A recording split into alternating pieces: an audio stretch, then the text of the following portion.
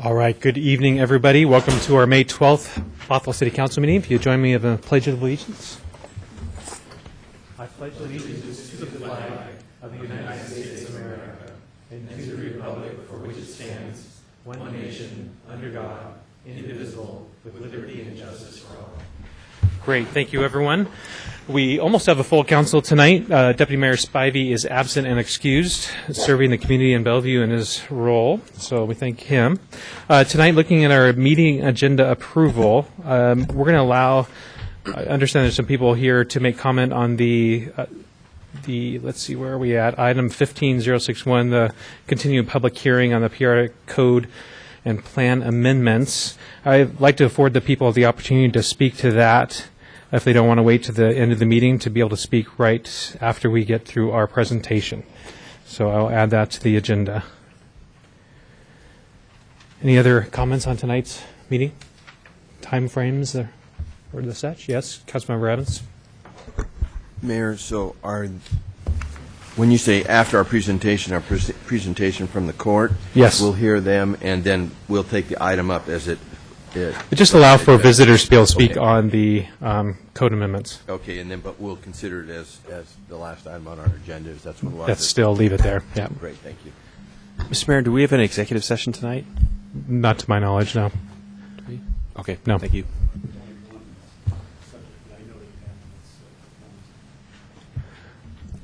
Performance evaluation for city manager. Oh, that is exactly right. We will. Okay. We'll hold that at the end of our meeting. All right. Thank you. Yeah. Thank you for the reminder. Anyone else on tonight's meeting?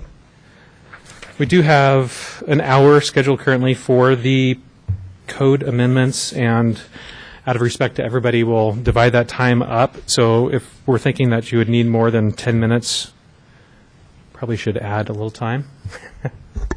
Then add 20 minutes, please. Okay, so an hour and 20 minutes. Perfect. Anyone else? Any council committee reports? No. Great. Oh, yes. Just one quickly. And I think this is maybe in reference to the Public Works Department. Is that on? It's supposed to be on. There we go. At the SCT meeting, Snohomish County Tomorrow meeting, they were talking about a grant program, Public Works Assistance Fund, and I think it's at the county level where they have it. Actually, it's kind of patterned after the Public Works Assistance Fund, but they're trying to start this fund just at Snohomish County. I think they're the first county that's actually putting some money into the pot to just deal local at the county level. And it's a small amount of $550,000, and it's patterned again after the Public Works Assistance Fund. So there will be a call for local projects and things, and so I don't know if you were aware of that, Aaron, but I would recommend that we keep an eye on that. If there's some projects that for Snohomish County that we can submit, that'd be great. Yes, Councilman, we are aware of the program, and we'll keep an eye on it. Thank you. Perfect. Joe? I'm going to request an opportunity for the Assistant City Manager to introduce our newest director, if that would be possible. Great. Peter? Thank you. And what I'd like to do is introduce John Keats. He's reported yesterday as our Parks Director. So I'd like you all to welcome John Keats.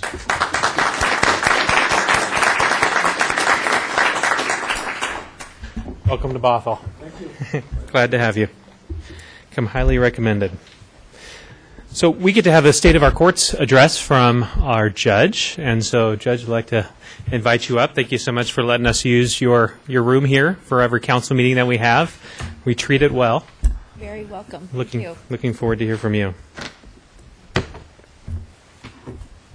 Good evening, Mayor Freed, members of the Bothell City Council, and is City Manager Bob Stowe present?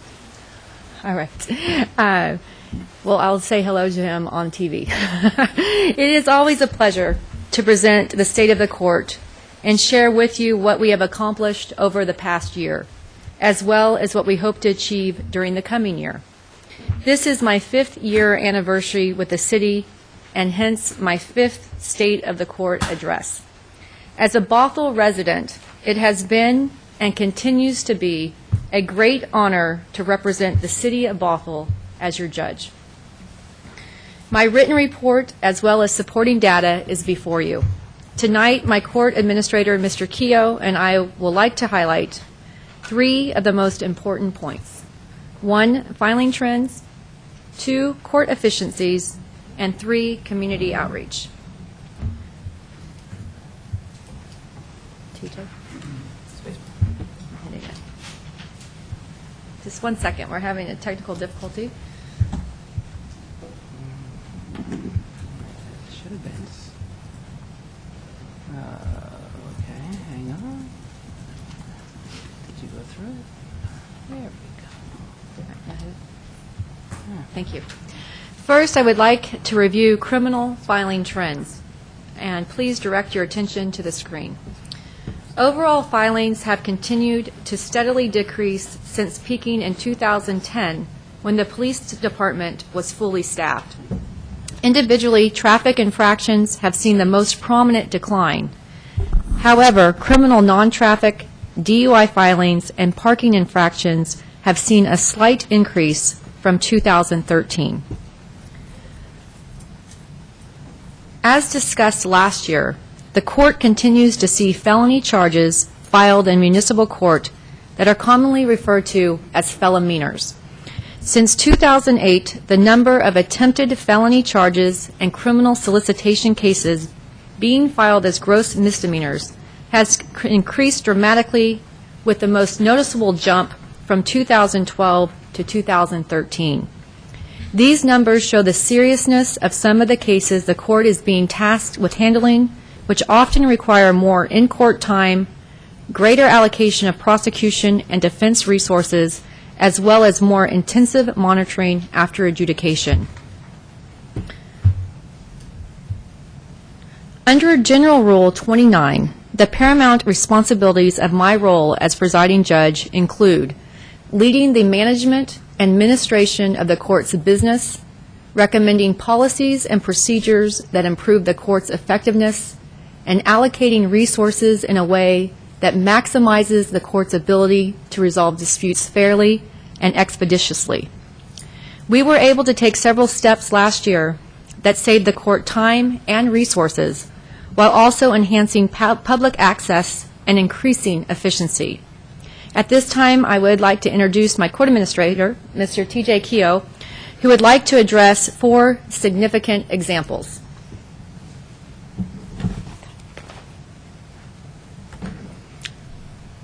Good evening, everyone.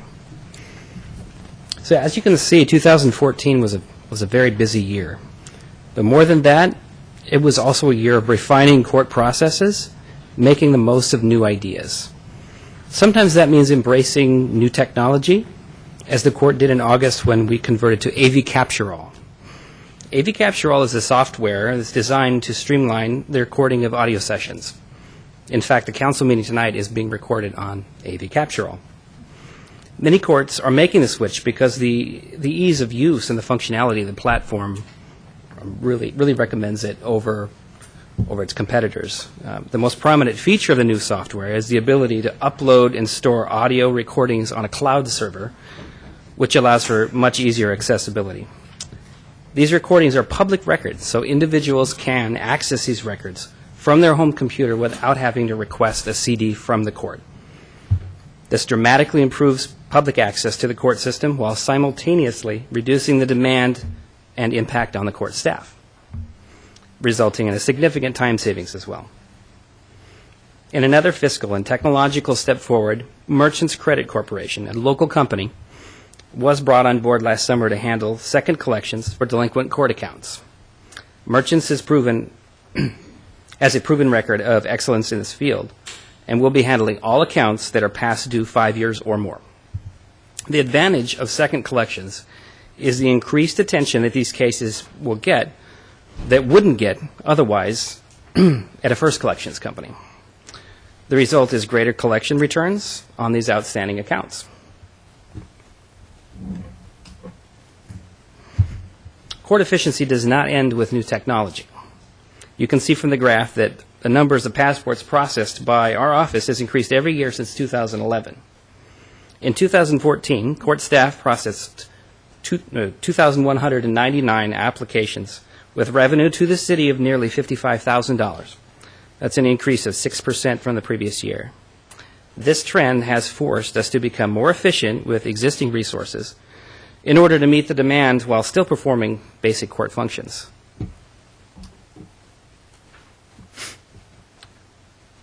Lastly, the court continues to utilize alternatives to incarceration whenever possible.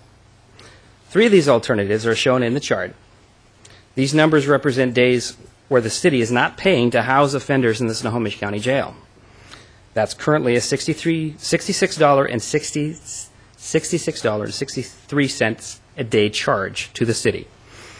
The SCRAM program alone, and the SCRAM is in blue, the SCRAM program alone allows offenders to remain free while still being monitored for alcohol consumption.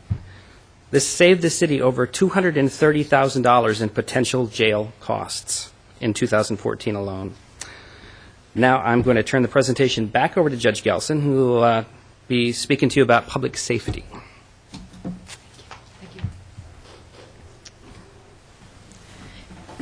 Increased public safety and fiscal responsibility were certainly themes throughout our greatest collaborative achievement of the past year. The successful creation and implementation of Bothell Municipal Court's first probation department. After many years of collaborative effort between the court, finance, police, human resources, and the legal department, during which various options were intensely examined and weighed, the decision was made to select Providence Community Corrections as an outside probation agency. PCC is a private company with highly trained and experienced probation officers. Choosing a strong outside agency to serve as our probation department allows the court to more closely monitor offenders in a fiscally responsible manner. Prior to this, court staff were tasked with maintaining tabs on offenders to see if they had complied with requirements or reoffended. This took a great deal of court time and had court staff essentially working as de facto probation officers without specialized training or experience. Under our new system, PCC will be responsible for educating and monitoring individuals under the court's jurisdiction in a preventative and proactive model. Greater supervision and communication should result in fewer incidents of noncompliance, thereby reducing the need for additional jail sanctions, further reducing the expenses of incarceration, and changing offender behavior to the positive. The creation and implementation of a probation department is not the only step that we took last year to improve public safety. Courthouse and court staff safety continues to be an issue throughout Washington State, and throughout the year we have continued to advocate for better courthouse security. In January, I testified to members of the state legislature on behalf of the District and Municipal Court Judges Association regarding the increased concern for statewide courthouse security for all courts of limited jurisdiction. As you can see here, our security staff, and as you can see in just a moment, our security staff continues to encounter a wide variety of weapons during their screening process. And if you can see from the weapons, we have 93 is knives, we have pepper spray, handguns, and other. And the other encompasses scissors, razor blades, box cutters, and multi-tools. We are extremely lucky to have the excellent security staff that we do, and I am very grateful for the screening that they do. I know not all courts are as fortunate. I shared these numbers and my experiences with the legislature and asked for full implementation of the 2009 recommendations by the Board of Judicial Administration for safe and secure courthouses. As your judge, I am fully committed to a court that is open and accessible to the public, but we must continue to look for ways to enhance and improve safety measures so that court staff and the public are not in danger.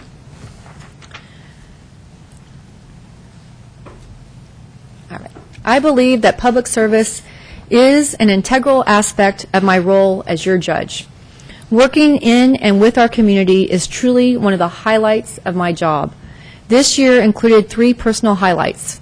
First, being nominated and elected by my colleagues to the District Municipal Court Judges Association Board of Governors. In that role, I can continue to advocate for the needs of our community on a statewide level. Secondly, being able to reach out to the community by participating in career days at North Shore Elementary and Junior High Schools, keynote speaker at Bothell High School National Honor Society induction ceremony, and judging for the YMCA mock trial program.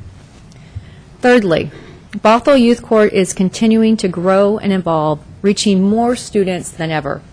In 2014, the program began incorporating students from Woodinville High School and Inglemore High School. Just give me 1 second. I should have practiced this. In September, we were honored with the Colleen Willoughby Youth Civic Education Award for our work in Judges in the Classroom. There is an ever-increasing number of students enthusiastically participating in the educational opportunities that Bothell Youth Court provides to the community. A growing number of young drivers are also anticipating during the course of the year. There were 18 youth drivers participants, 10 of whom have already successfully completed the program. In youth court, offenders participate in restorative justice by having their infraction adjudicated by their peers and contribute to the process by acting as judge, juror, or attorney in cases their peers are involved in. This allows these young drivers to give back to their community while also learning how the court system works.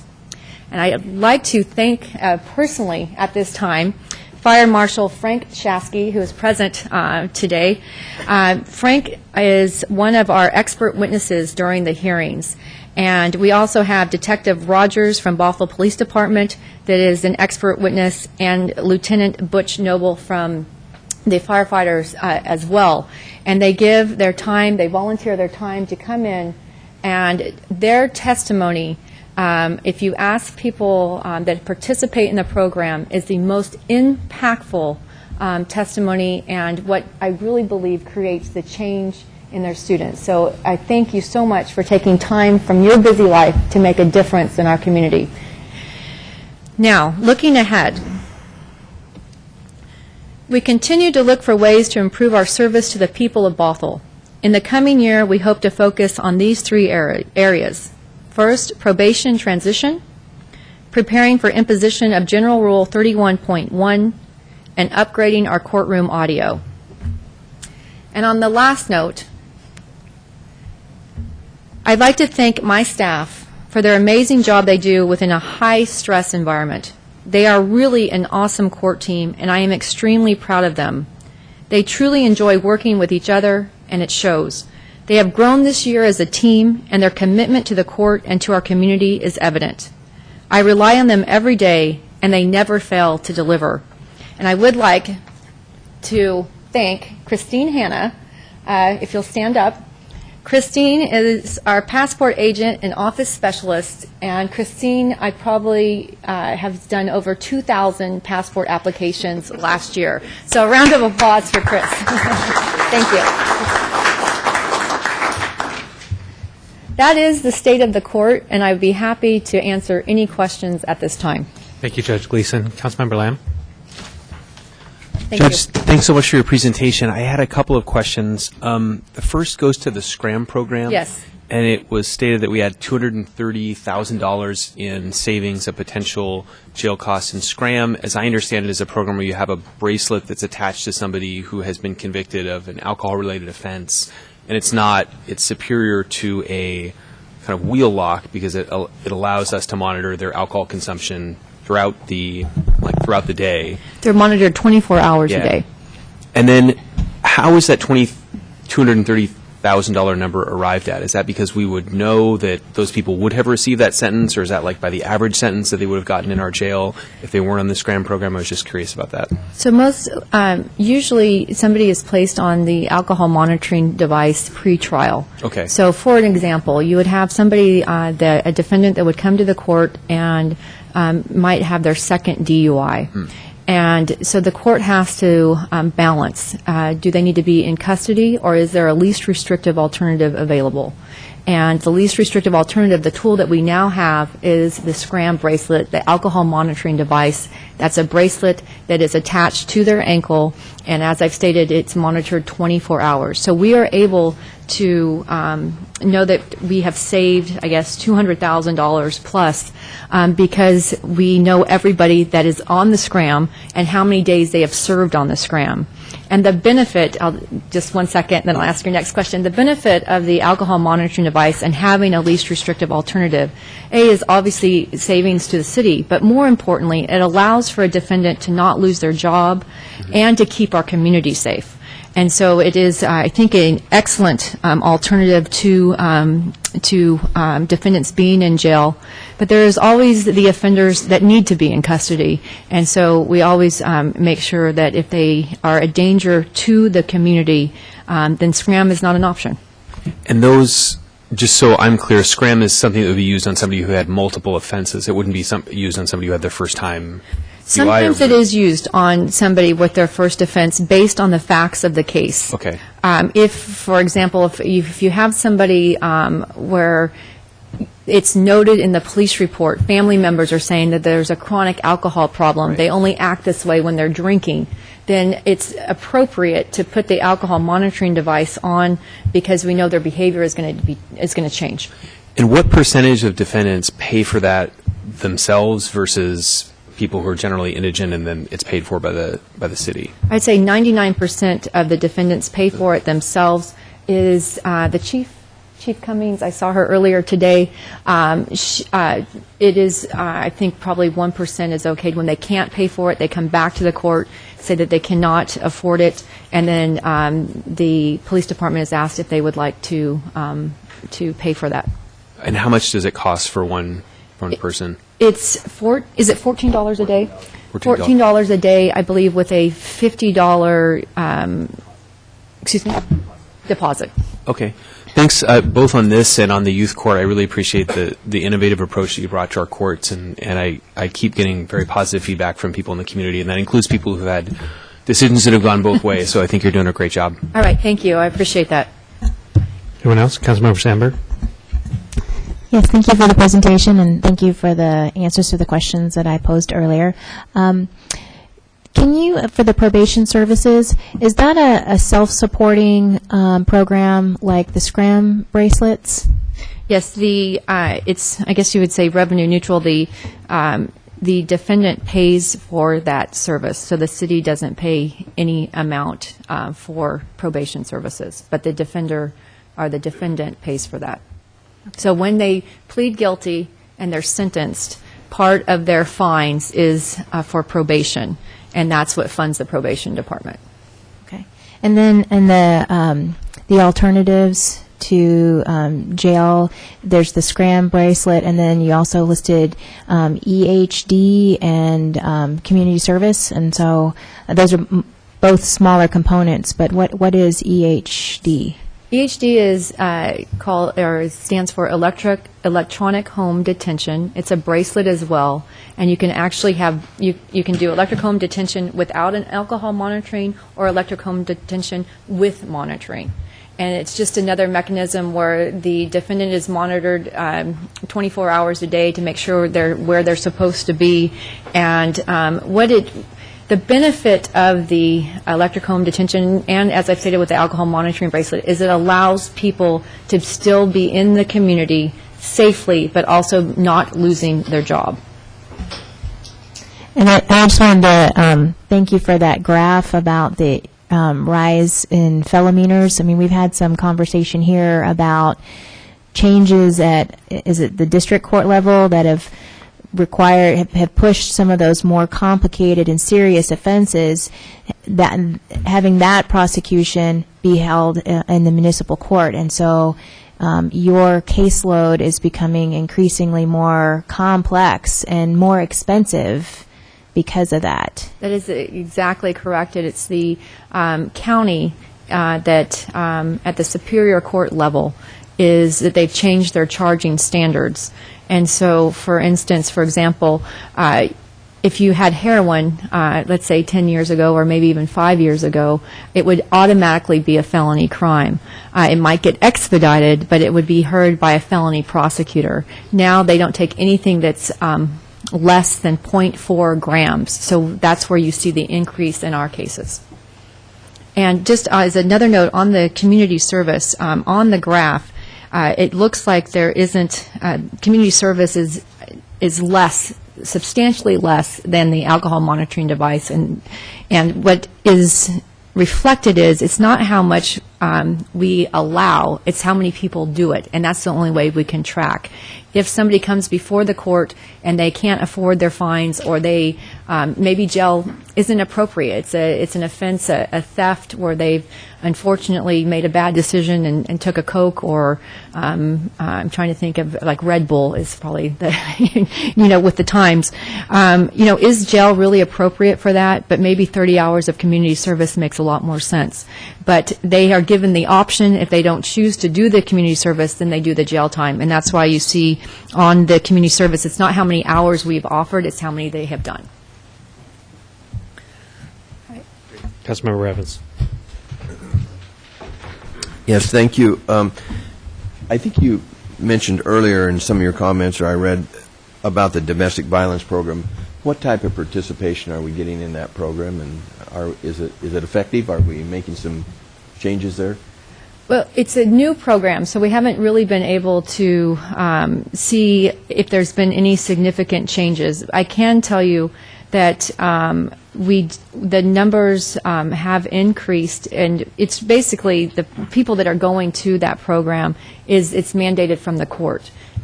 You need to complete the domestic violence victims program. Any of you are welcome to go to that program. It's ran, there's the Bothell detective, I believe, that runs that program as well with the domestic violence services. And I think it is very positive for the community. But as I've stated, we don't know because it's such a new system right now, or such a new program. What type of numbers do you usually get there? Is it 2 or 3 people, or a dozen people? I would think there's at least 15. 5 to 8. 5 to 8. Every month. So 5 to 8 possibly from Bothell. Other jurisdictions can also have their defendants participate in the program in Bothell as well, because you have one in Everett too. Did you make any headway with the legislature on court security, or is anything changing on that? It is an educational process, I would say. And as you know, it takes money. Right. And right now there's not a lot of money. And so they see it as an unfunded mandate, which of course we don't want to put back on the cities as well. And I just really want to thank this council. One of my very biggest concerns when I first was appointed in 2010 was the lack of security at this courthouse. And I have to tell you, at this time, we have one of the best securities in a municipal court. And I thank you for understanding that need and allowing us to be able to be a safe courthouse. Great. And one last question. I noticed in the infractions that parking infractions are the one that's up the most. What type of parking infractions, or do you? Well, be careful.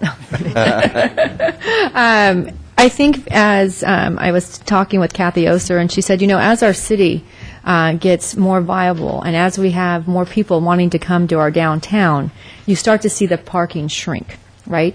If you go down to Kirkland, for instance, it's very difficult to find parking. And so that's why I think in the last year, you see the parking signs, 2-hour parking only, that sort of thing. And I think that's why you're seeing the increase in parking on that, and also for University of Washington, Bothell, and Cascadia. The students tend to spill over into the streets. They're wanting to go to class, they're late, and they park by the fire hydrant that they shouldn't park next to, or they park in the red zone or a loading zone, that sort of thing. And that's why you're seeing the parking infractions increase. Yeah. Great. Anyone else? Councilmember Agnew. I don't have any questions, but I just want to thank you and your staff for an excellent job that you've been doing. With the increase of felonies, you've still directed your staff, and you've worked diligently, and that kind of is an unfunded mandate, and you've worked your way through it. So thank you again for all the work that you and your staff have done. Well, thank you, and I thank you on behalf of my court team. As I've stated, this is a very high, stressful job. I was thinking nothing is perfect in this world. But I ask my staff every day to be perfect, because one mistake can cause somebody's liberty. And so they are in a stressful environment day in and day out, and they do an excellent job. So I thank you, Councilmember Agnew, and for all of the council's comments. Great. Thank you so much, Judge. You're welcome. Appreciate Thank you you. and your team. Thanks. We are going to break into a visitor section in regards to the continued public hearing regarding the 2015 periodic plan code updates. This item may come later tonight in the spirit of allowing people to go home and watch in the comfort of their homes and not have to stay too late like last time. I think we went to actually 10:30 at night. So if there's anybody tonight that would like to address the council in regards to the public hearing for the 2015 periodic plan and code amendments, we don't have a sign-up sheet tonight because this wasn't scheduled for public hearing. Typically during study sessions, we don't have public hearing. So this is an exception. Is there, Mr. Johnson, if you would come forward, and I'll look for other hands after he's complete. Okay, Mike Johnson, 10302 Northeast 204th Street. I'm speaking tonight in response to the Planning Commission's recommendations to remove the cut-through traffic policies from the neighborhood sub-areas and place them as citywide policies, as well as the questions asked of staff during your meeting of the 5th. As was indicated by staff, placement of the policies within the citywide area would allow for interpretation what would be appropriate on the general language within the city policies. The end result would be increased neighborhood connectivity and thereby an increase in cut-through traffic and other intended consequences. Staff also indicated several examples where they felt the code wasn't working. 2 of them were in Shelton View and 1 in the Highlands neighborhood of the Maywood-Beckstrom sub-area. And clearly the intent of the code as written was to prevent cut-through traffic and allow for emergency vehicle and non-motorized vehicle access. In the case of the first Shelton View example, it was kind of silly to expect that installation of a small emergency vehicle only sign would prevent cut-through traffic. And this was proved out by the residents complaining that cut-through traffic was occurring between 3rd and Meridian.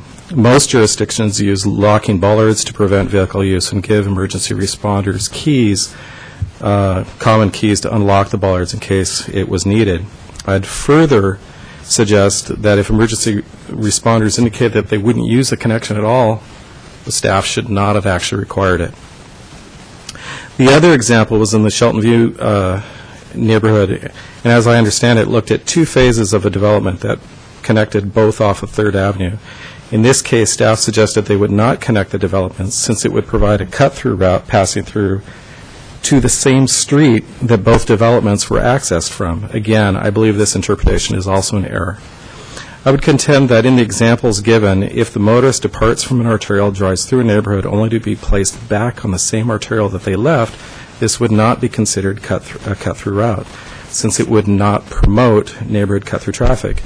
If it would provide access to another arterial or increase residential bypass traffic, then it would be prohibited. Finally, staff displayed 237th Street in the Highlands neighborhood as a connection the city would want to open up, connecting 19th to 23rd.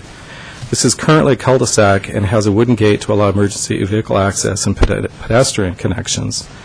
By allowing this connection to be open, council would be encouraging significant traffic between the numerous schools and churches to bypass the arterials which already exist within the neighborhood and becoming a de facto arterial, and this would be unacceptable to my neighbors. Staff suggested a way to address this would be cut-through traffic calming techniques, but that doesn't actually do anything to encourage, to reduce vehicle volumes and on these residential streets. This proposal tries to encourage connectivity and the cut-through traffic that comes with it. So I had one proposal based on the staff. I'd love to hear the proposal. And can you point to the section of the document just so we can flip to the page with you? Yes, I will. In the transportation element, MB 12, number 7 of the Planning Commission recommendation, and this is common through all the sub-areas. This same language exists in Juanita and everywhere else. But it's just underneath number 7. It's number 8 and number 9. Those are the 2 areas that it struck. And it says, due to the difficult topography within Bothel's neighborhoods and the reality that a grid system within Bothel's residential neighborhoods encourage cut-through traffic, It is the policy of the City of Bothell that residential street patterns shall not emphasize a grid or connected network of streets that would promote neighborhood cut-through traffic, but should accommodate non-motorized connections and emergency and life safety access. Number 9 talks about the connectivity in the activity centers and commercial areas. I would suggest that a recommendation would be that where it says non-motorized connections and consider, the word consider added in front of emergency, would actually allow staff the ability to say, if emergency provider or life safety providers from the city say that it's not necessary, we wouldn't use it, the staff wouldn't have to require it. But again, what we were trying to do as a commission is trying to provide that connectivity in terms of non-motorized, and that way you eliminate the cut-through traffic. I know I'm over time. Do you have that written down? Whoops, by So chance? I did send letters, and this is in the letters that I've sent. So I do also know that this is also incorporated in the development regs and other documents, so this isn't just one issue. Staff would have to go back and relook at all the other areas that have been changed. Okay, great. Imagine there's other questions if you have a minute. Councilmember Lamb? Is that okay? Are you okay to have a question? Yeah, since I'm over time. Go ahead. Right. It gives you more. Yeah, so I appreciate the letter that you sent, and I actually agree with the change that you proposed there. I would ask the same question of you that I did of staff last week, which is, can you think of a situation right now, the two that I would tend to agree with the analysis, with your analysis of the two that were presented, can you think of a situation now where you think there is, where this is a problem, where there's currently a situation that this policy is creating a challenge in the neighborhoods? And obviously, that's kind of an unfair question because you may not know. In some ways, any time that you work in a city and you're trying to balance the pros and cons of this, I said last week that when tolls hit 405, that we're going to see a lot of traffic using Bothell to get around. Apollo Furman talked last week about the constraints within his neighborhood and getting across the river. There's only one bridge, and people all come to there.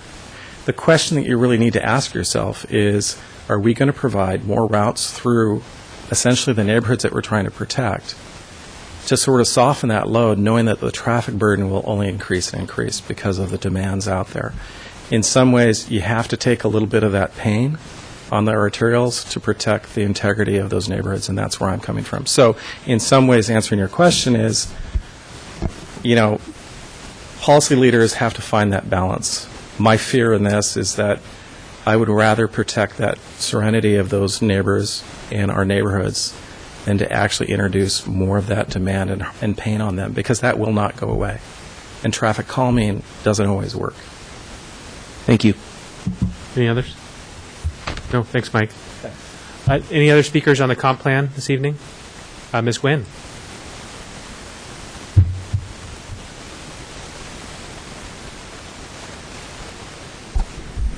Good evening, Mayor and Council.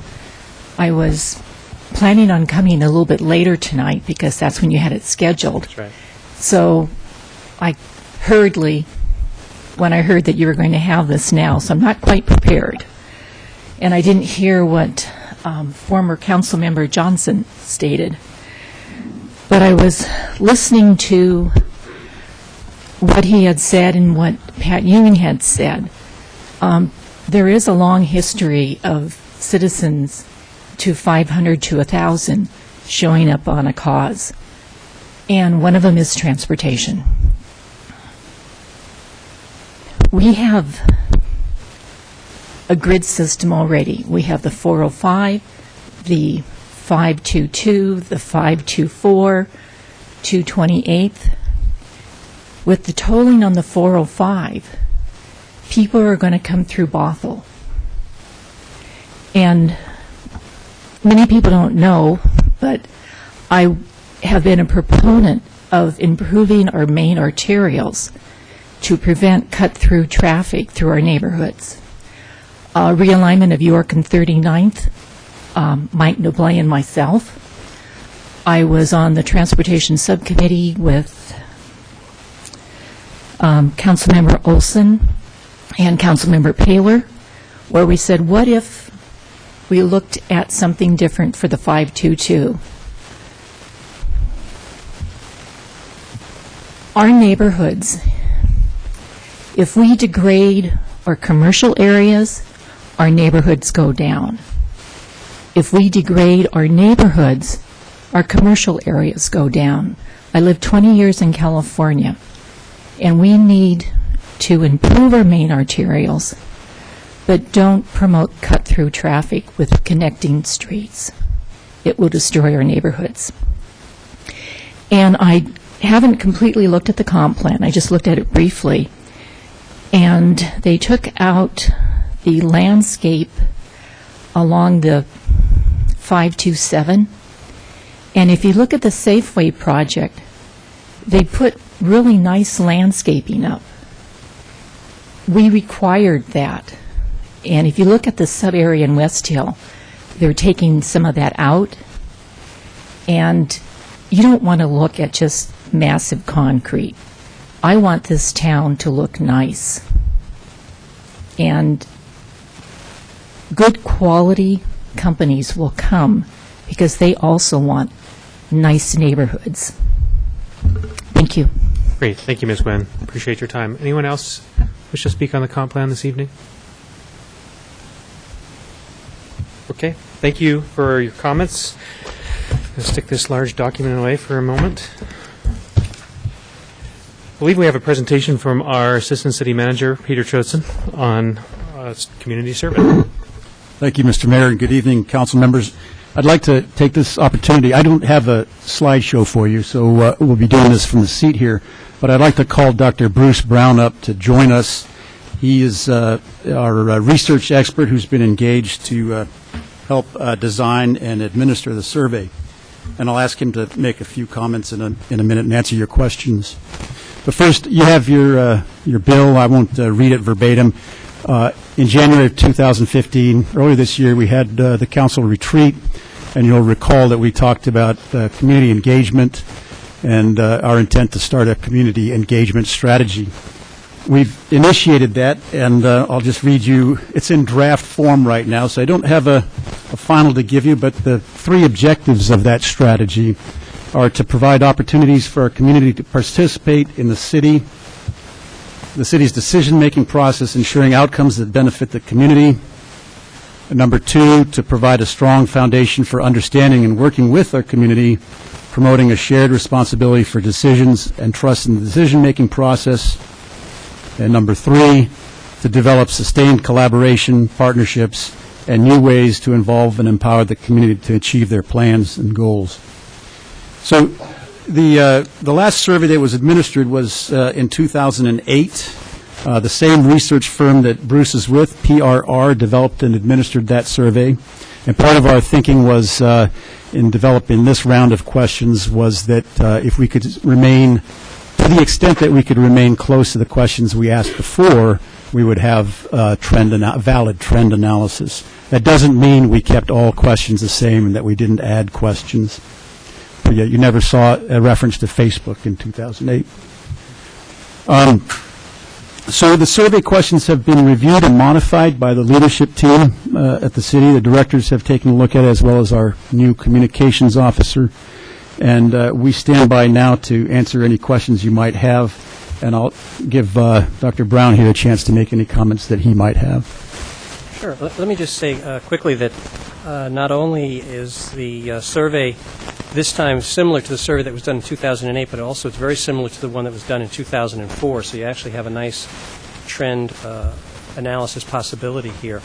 And the survey questions were revised to some degree to accommodate some important changes that have happened with the city itself. And we are continuing to look at the questions, and there may be other slight modifications that may come up as you ask questions tonight. The trick here is you want your questions to be similar enough to the past waves of the survey so that you can have that trend analysis, but you always want to make sure that you're asking the questions in the right way, because it's the validity of those measurements that's really critical. The survey in the past had been done both previous times with a telephone survey, and that in the world of survey research today is ancient history. Telephone surveys are notoriously difficult to do now. They're incredibly expensive. response rates are incredibly low, and so you begin to question, do I really have a good representation of my citizenship here? So we have proposed to do what's called a multi-mode survey. It involves both a paper survey that is mailed to, in this case, a representative random sample of 5,000 households in the city, and there's also an option to do the survey online.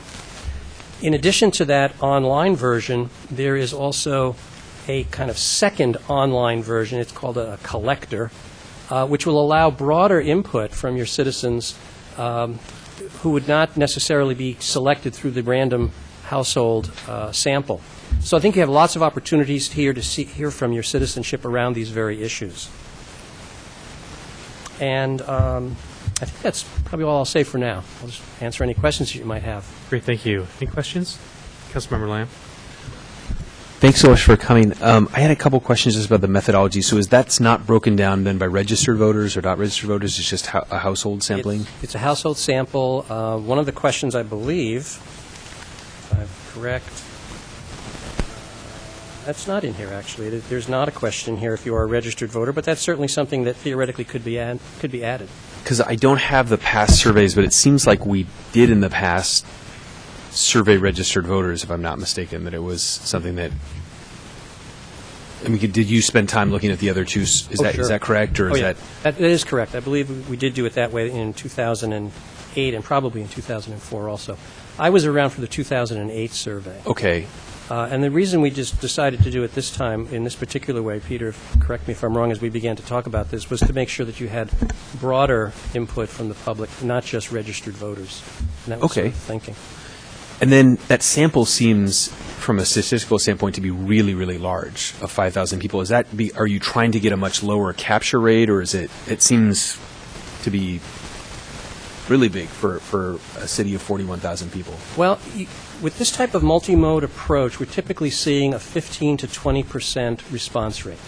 Okay. So if you take the low end of that 15% on 5,000, you're going to get about 750 people responding, which gives you a margin of error of plus or minus 3.6%. So that's a really nice margin of error that you're talking about there. And is there any feeling, I know, because there are still telephone surveys that are out there that you can kind of count against some selection bias that people, you know, when you try to get rid of a survey, they'll oftentimes call back because they want to get certain people statistically in there. Mm-hmm. Is there some concern that if we just are relying sort of on you just kind of cast it out there and rely on the receipt coming back, that that it could be skewed?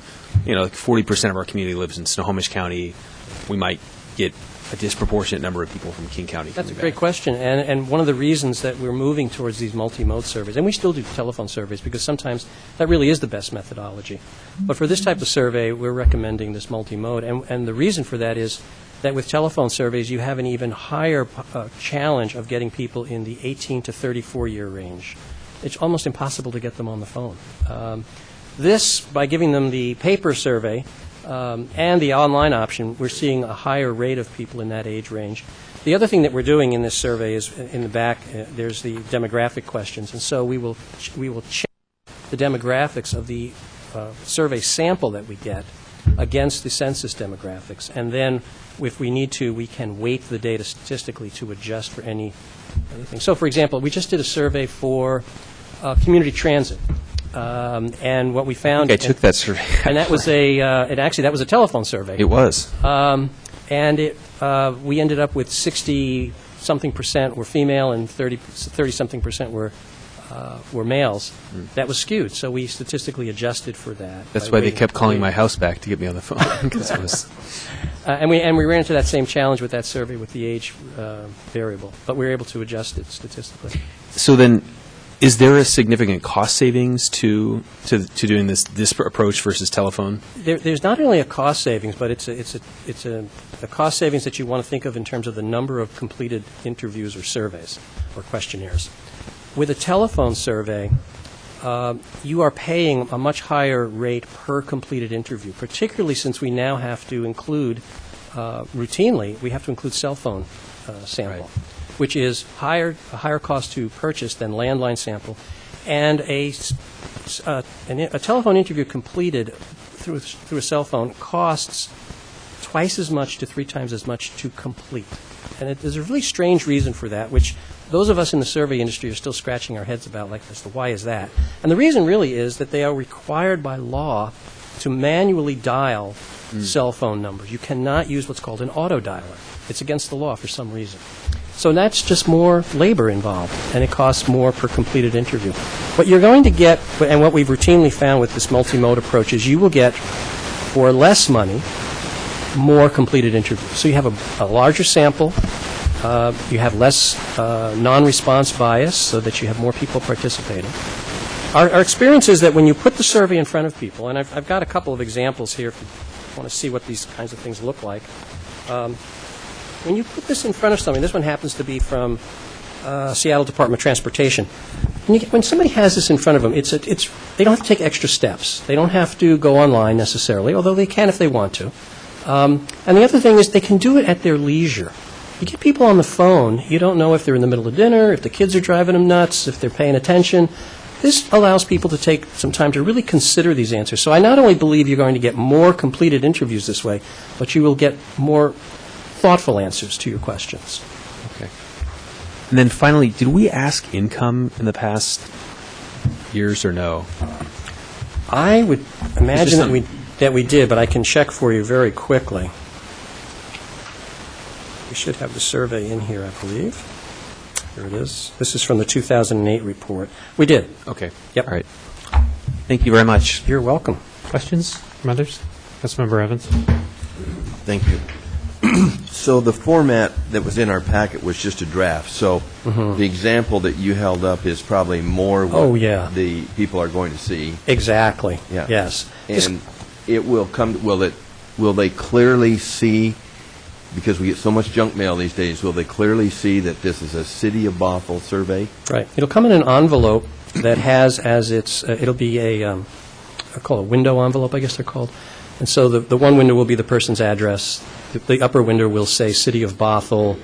We can have the logo on there, anything that will really, make it clear to people that this is from you. And we can also put something on the envelope itself that, and I'm just going to make up some words here, important survey, don't throw out. I mean, that's not exactly how we would word it, but we could draw attention to the survey. The other thing that you can do is you can advertise that this survey is being done and get the word out, so that now, instead of something showing up and people not quite knowing, well, what is this, they're waiting for it. They want to tell you what they have to say, and when they see it, they'll fill it out. Well, and I think that's great. I just think we need to make every effort possible because we get so much mail and people just toss a lot of it before they even look at it. If there's any way we can clearly make it City of Bothell, whether it's our logo on there or something, that, and make it look like an official document rather than an advertisement or. Right. The other thing that we'll be doing is 1 week after the initial mailing of the survey, which will also have a cover letter which will explain the importance of the survey, how the information is going to be used, the fact that it's confidential. We're going to be sending out a reminder postcard. So it will say, if you've filled out the survey, thanks so much. If you haven't, please do it. If you've misplaced it, go online, and you can do it online. And then it's self-paid coming back to the city, so there's no cost to the people to mail it back. That's correct. The postage is already paid. On questions 3 and 4, the way they were laid out, and I don't know if this is the final layout or not, but it doesn't appear that we ordered those or in an order of priority. Is there a reason is that the format or the order they're going to be in, or will that be changed? You mean the items in the list itself? Uh-huh. The items here could be in this order. They could be in really any order you want them in. It appears from here, if you look at this form, there's actually check boxes off to the right. And Yeah, I really should pass this around. I'm sorry. You can have that. Councilmember Evans, do you mind if we interrupt?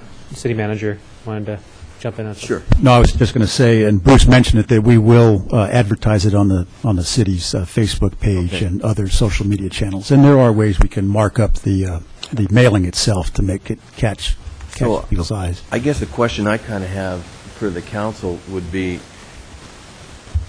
I think as a council, we are getting input back from the public of what they see as the top priorities. And I don't know, I guess I'd like to see those potentially ranked in priority order as far as we see what they are, just because what happens, somebody may only get halfway down the list or whatever. I don't know. As I was reading through this today and I had my wife look at it and take the survey. I said, what do you think? And she said, well, those should be prioritized. And I said, well, that's what kind of the thought I had too. But I don't know if that makes sense or not. Would you yield for just 1 second? Sure. Because the other thing with a telephone survey is that you can randomize it. Exactly. You can mix it up. And the problem is with a written survey, you can't do that. That's so true. you have it, and it's static, and you're not able to. That's true. And so I was going the same place you were. With a telephone survey, you can, the question or the items are randomly ordered across respondents. You cannot do that, as you said, with a telephone survey, which is why I actually would suggest you not prioritize Okay. the... And I see that side too. Yeah. Right. I think we probably leave them just the way they are. You'll be just fine. Well, I like the idea that Parks is right up at the top. I do agree with Okay. that. But, in that number 3, there wasn't a question or an answer regarding customer service or staff response or that type of thing. Growth of the city, I don't know. If to me, I'm interested in knowing what the public, how they're thinking the service that the city is providing. And I guess all of these things are service related, so maybe these are more specific than just saying, are you satisfied with the service that you get at City Hall or the customer service or something to that effect. But just a thought that I had in my mind today. Sure. And on number 6, I wonder if we should include an other there. I mean, we've listed, as you read through that question, you're kind of ranking the prioritization of street maintenance. And I don't know if there is an other category, but if there is, I'm sure a citizen would think of it and want to put it down there. I don't know. Are those the only 3 things that we see as in prioritizing our street maintenance? I guess those responses came from our staff, but I guess that was a question if there should be another. Yeah, sidewalks, good one. The only thing I would suggest on this question is if you do add a 4th thing, you now have multiplied the options here exponentially. Okay. So, and you know, this is a great question. I'm using the word great because my maxim is there's 5 good ways to ask every question and hundreds of really bad ways. Yeah. And one of the challenges that you have with a paper survey is when you say to people, rank order things. In spite of how clear we make directions, like put a 1 next to the one that is most important, put a 2, some people have a difficulty with that. So this idea that actually I think Peter came up with is a new way for us. We're going to see if this helps people to actually be able to do the prioritize or the ranking in a sense without actually having to write any numbers in there because it just seems to confuse people in a written survey. But if you do add a 4th item here, all of a sudden this list got really long, and people will just glaze over when they see that list. They won't pay any attention to it. And then on number 9, I was wondering if there are other things that people would rate as important in the safety in our community, whether it's children walking to school or, again, we hear a lot about sidewalks and things. So I don't know if there are other choices there, or if can we have a blank where they can write down other choices if they want? You certainly could do that. Yeah, I think that we probably could put that in some way. Yeah. I mean, we've kind of zeroed in on 4 things here, but there may be other safety issues that the public's thinking about that they would like to express here. Sure.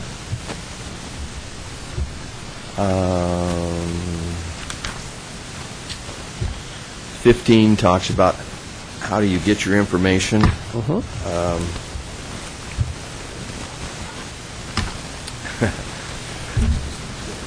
Yeah, well, the thought was occurring to me, well, a lot of people get their information word of mouth or from their neighbor or across the fence or whatever the case may be. So, I don't know, I guess we've covered them there, but I was just thinking there's probably the majority of those won't be used by the public, but people do talk and other people get their information from other people in their neighborhood or whatever the case may be. And they might mention that there's that other category. So for people, they could put that there if that's their preferred method or one of their preferred methods. And number 16, can that just read, do you rent or own a home? And Mark one of the two. I had to read it a couple times there, because obviously you don't own an apartment, but the way it's written, do you own or rent your apartment or home? Yeah, thank you. We need to fix that. Yeah. It should say, do you own or rent where you live, or something like that. We'll clean Yeah. that up. And then the demographic information on 20 and 21, I guess I was wondering, why are we zeroing in on 20 on that specific demographic there, nationality? Often you will see people putting the question of Hispanic background into the race question. Hispanic, Latino is not a race, it's an ethnicity, and so the Census Bureau separates them out. The reason that question 20 is there is because it's the fastest growing ethnic group in the country, and so we thought it would be important for you to sort of track that over time. And then, of course, with 21, you're able to hone in on the person as they define their own race. Yeah. And then in the 21 lists some examples or other. It just seems like to me there are other nationalities or things that are growing. I know in our schools there are a lot of Ukrainian students now coming in. My wife teaches at school, and there's a lot of East Indian families and things. So I guess those would fall under the other. I don't know how many. People will put that. That's right. They will, if they want to self-define as Ukrainian, if that's their if they think of themselves more in terms of their nationality versus their race, you will find people doing that. These particular categories come directly from the census, so that's important that we sort of stick with those so that we can compare the sample, the survey sample results back to the demographics from the census to see if we have a skewed sample or not. Well, I guess that was my last question, was about that, because we have this information available to us through our census, and obviously the schools had a lot of this information. So by asking it here, we're just checking ourselves a second time as to... Well, no, you're not checking yourself. I mean, you want to rely on the census for the actual information. This is telling you in this sample of people who answered your survey, what are the demographics of the sample, and does it mimic the actual census demographics? And if it doesn't, do you need to somehow statistically adjust your survey or your sample so that you're getting more reliable information in the survey? Great, thank you. Do we have a date for when this is going to be going out? We have a timeline, and I don't know if you have a projected date you can give, Bruce. It kind of depends on what you do tonight, if you have big changes or if we need to make alterations or if we're good to go with what we have with minor changes. And I was just going to mention one thing. I don't know who asked the question earlier today, but if you take a look at question 4, it is worded exactly how it was worded the 2 previous times. And I gave it a little bit more thought, and I think a better way to ask this question is not in terms of would you, and again, I'm not suggesting this is what you have to do, it's just food for thought. Instead of asking, do you think the city should increase, keep the same, or decrease the amount of tax dollars it spends on the following services, you could also ask this question and get very good information. For each of these, tell us if it's a high, medium, or low priority for the use of tax dollars. What I like about that is, and I don't know who asked this question, but they said, well, if people don't know how much you're spending now, how can you tell them if they should spend more or less? And it really made me think, and I said, there's a better way to ask this question. Great. Councilmember Agnew? Sorry? Are you complete with your state? I'm done. Okay. Councilmember Agnew? Yeah, the only question I really had, I think the survey is going to be a fine survey and give us some good information, but what social media options do we have? I saw Twitter, Facebook. Oh, you want to get the word out about the survey itself? I think there's certainly those opportunities. Peter could probably speak to that better than I could. Right. We will advertise it on our Facebook page and our Twitter feeds as well. And then we also have a internet-based, web-based application which we'll be able to use at some point in the near future, depending on when this goes out, called Mind Mixer, which we can also advertise it on that. And that's an application that involves community members in planning and in debate on city issues. And just the one thing I want to make clear is that whatever that advertising is, it's going to say you may be one of the 5,000 households selected for the random sample. Look for this in your mail. If you don't receive it, you can go to this URL to tell us what you think and answer the very same questions. But the data will be kept separate because you don't want to mix this sort of non-random sample with the random sample. Councilmember Rayam, are you? So I'm curious about that. Is this on? I'm curious about that report that you have there. Is that something that's going to come to council? Okay, great. So I have something I wanted to add to it for the. Question number 6. Yeah. It seemed rather confusing to me about the citizen input option. So streets require maintenance. When prioritize streets for maintenance. In which order should the city prioritize the following criteria? It just wasn't very clear to me what it was asking. So it's basically saying, which order of these three things makes the most sense to you? First, let's focus on pavement condition, then on traffic volumes, then on citizen input. Or should it be citizen input, traffic volume, and pavement condition, and so on? So it's giving you these three items and asking you to pick which of these is in the proper rank order for you. Okay, so it just seems pavement condition and traffic volume made sense to me, but then citizen input, is that like if somebody comes in and complains a lot about their street? Peter, what were you thinking in that question? That's exactly right. And really, to be clear about this, to be perfectly legitimate, you'd have to have 9 options here, because there's 3 variables. Oh. Right? Okay. So we'd have to mix it up even more. But that's what citizen input meant, was should you just respond to query? Should you respond to requests, or should you use pavement condition? Okay. Degraded at PCI of whatever the number is, or should you use the amount of traffic that travels on the street and how heavy it is? Okay. What order should you use it? Yeah, in that case, Peter, we probably need to go back and rethink this question, because if there's 9 options here, and I apologize for not having seen that, we may want to go with the alternative approach, which is you give the people the 3 things, and now you tell them, put a 1 next to this one, a 2 next to that one, and a 3 next to your third priority. That will give you more valid information, because if we limit it to just these 3, we've, in a sense, limited the order in which the people could put things. But we can easily fix that. So then on the question number, did I cut it? I'm sorry. What? No, the only statement I'd have is can we put sidewalks in there? Well, you could put anything in there, and you could tell people to pick your top 3. You can say, pick 3, rank order them, It's just that if and you're pick saying 3. we have to put these in and say rank them. That's right. Yeah, and I just want to give you the caution that when you do that on a paper survey, you have a certain number of people who they don't get it. They just start checking things, and they don't put the numbers. But that's not certainly not everybody. And that means that, if we get 750 people responding, maybe 100 of them did it wrong. Well, you still have 600 people who answered the question properly, and that's good information.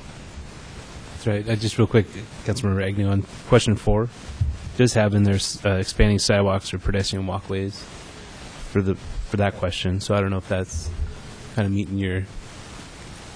itching your scratch or. Okay. Sorry, I'm hurrying here. Okay, so then on question number 15, I don't think it has in there. How come we don't have email down as an option for people to be informed? That's a really good question, because we must have missed it, I guess. I'm sorry. Yeah, that should definitely be there, and I'm not sure why it isn't. So then on question number 21, I've been involved in a cultural inclusion program at my workplace, and I just want to say I would like to strike that question altogether, because race is not real, and asking people what race they are just empowers a long-standing problem that we have as a society about asking people what race they are. I would rather, having like question 20 where it says what nationality or, you associate yourself with, I think that's appropriate, but race is not real. There's one human race, and there's no differentiation other than that. So that would be my preference. Okay. So then I had some questions, and these all kind of roll together, but one thing that I'd like to get out of the survey is, would people support a tax increase? And I wouldn't say which specific taxing source we would use, but would they be willing to pay more money for more parks, road preservation, separate? These would be separate things that they could be separate questions that doesn't matter to me. more operation and maintenance, or making the city look better? Would they pay more for a new fire station, or just fill in the gaps for the fire department that we'll be talking about later? And I also had the same one about asking the question, do we have good customer service? Just a yes, no, or sometimes, or whichever. Yeah, go ahead. I was just going to ask the assistant city manager. I think departments collect customer service at their different service locations, whether it's permit center or whatever. So we should have that data available to us now, what they're thinking of the customer service. Is that correct? And that's correct, but I don't think it would be a problem necessarily to put that in here. No, you could add that, sure. But I would ask Bruce to comment on whether you can ask about tax increases or not. There's a document that you may or may not be familiar with from the Public Disclosure Commission, which has very strict rules around what you can ask in surveys prior to any decisions about a ballot.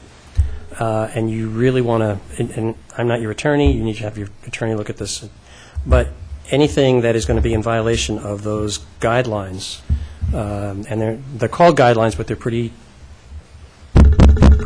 firm about them. You just can't ask certain kinds of things. And as soon as you start asking people, do you want to pay more? How much more? How do you want to pay more? You're really getting into dangerous ground. So I think you can probably get an answer to your question with question number, well, I guess you really can't. I was going to say maybe question number 4 would tell you if people were willing to pay more, but it's just a very, very touchy subject when it comes to ballots. I was wondering why we were beating around the... Yeah, gotta be careful. I think question number 7 kind of gets to it, but not directly. But I share some of Andy's concern, because I think the way all of the assumptions in the question is that there's a fixed amount of tax dollars. I think you could ask a question lawfully that is just like, do you feel the level of taxation is too high, too low, or appropriate? But I'm not sure how informative that is to individual ballot measures, which is probably why it's legally permissible. I mean, it may just be... Yeah, I guess where is the line? I think that kind of global question you could ask. You could say, do you think the level of taxation in the city of Bothell right now is, too high, too low, just right, or appropriate? And that might be, if you were going to put in that question, that might be appropriate around question number 7, where you're saying basically, like, do you think that overall the city provides too many services, too few services, or about the right amount of services? And then a follow-on to that could be, is the level of taxation. You certainly could ask that question. Yeah. But it will not tell you where people want to spend more of their dollars, or where they're willing to spend more of their dollars. Yeah. Councilmember Sandberg. So you mentioned this second online survey, so the non-randomized survey that will be kept separate from the randomized survey. Yeah. And then would anybody who was aware of this survey be able to go online and answer it? They could. That's right. But would there be restrictions? Like, how would you know that you were getting a Bothell resident? And how would you know that one person didn't submit 10 surveys? Good questions.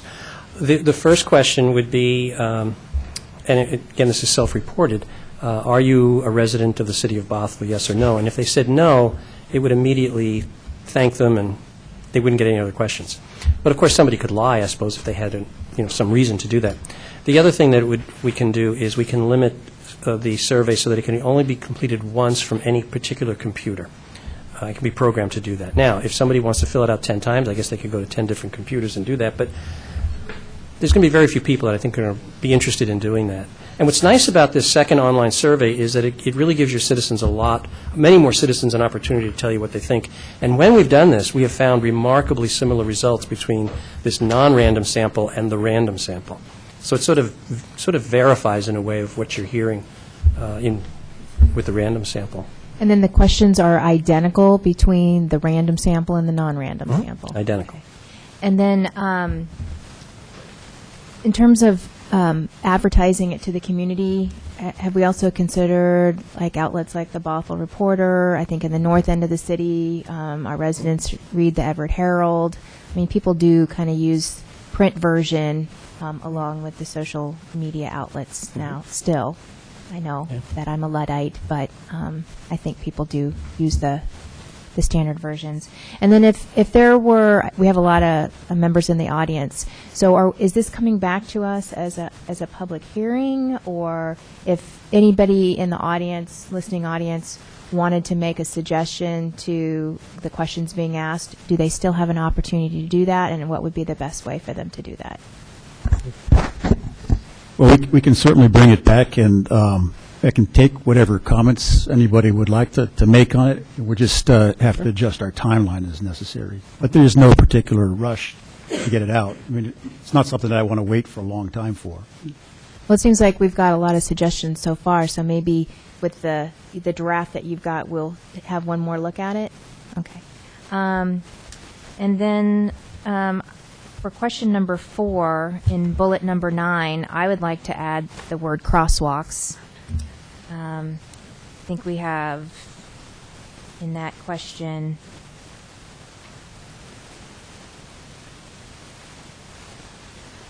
it reads expanding sidewalks or pedestrian walkways, and so I'd like to have crosswalks added in there. Okay. And there's one of the options when you're to select a priority is, I think also in question 4, which is building a fire station in the south end of the city. And we've had one report that said we did need a south end fire station. We've had a more recent report that says that our fire stations are located well. And when I read that, you do introduce survey bias by putting something in there. By its mere presence in the survey, it suggests that there is a need. And so, and that could be for, I guess anybody could make an argument for any of those bullet points. But I was thinking that we could either remove that bullet or have an alternate bullet about maybe being a little bit more general about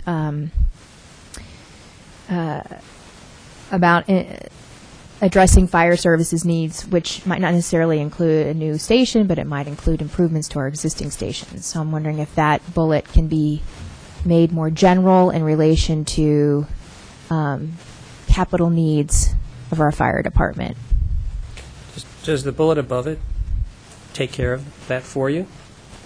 I think people get the sense when they have the fire and emergency medical services, I don't think they're thinking in terms of a capital need, and this and the next bullet is truly a capital need. Okay. And so we have had conversations, and we'll have a conversation again tonight about the potential need for capital improvements to our fire stations, whether we stay as a department within the city or if we choose to join an RFA in the future.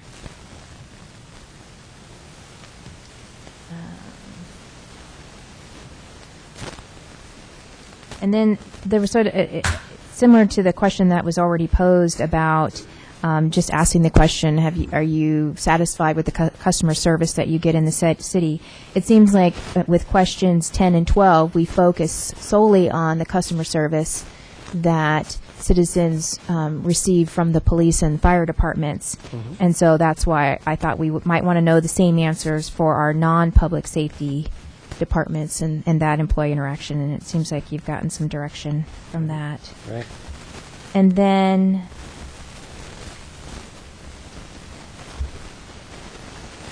on the income question, a lot of times when I see income questions, I see at the end, prefer not to answer. So I think that's a nice thing to include.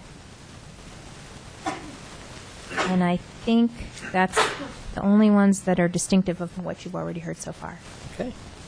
I also struggle with this prefer not to answer one, and it always comes up with income because it's such a sensitive thing for people. And my answer to that has traditionally been, well, if we're going to put that for income, we should put it for all the other things, too, that are demographics. I don't want to tell you if I'm male. I don't want to tell you my age. So I understand where you're coming from. I think if the city decides we want to put that in there, that's fine. It's not going to be a problem. But people don't have to answer any of these questions, really. And routinely, you will find that 20% of your sample will not answer the income questions. It's the big bugaboo. They just don't want to tell you. And so how do non-answers affect the survey? You don't invalidate a survey because they choose not to answer Not certain at all. questions? No. Okay. You analyze the data that you do have. Yep. Interesting. So, Peter, you have an opportunity with Dr. Brown to take the comments that were taken this evening and incorporate them into the survey. Do you have any questions and directions on any of the items? No, I don't have any questions. I don't know if Bruce does. No, this is good. Great. Thank you, everybody, for the good Thank you. discussion. Have a great night. Thank you. Next on the agenda is AB 15059, a study session regarding the 6-year projected budget increase to fire and EMS. We have our fire chief, Mr. Bob Van Horn, with us this evening. We'll just take 30 seconds, I guess, to get set up, sit down and get situated.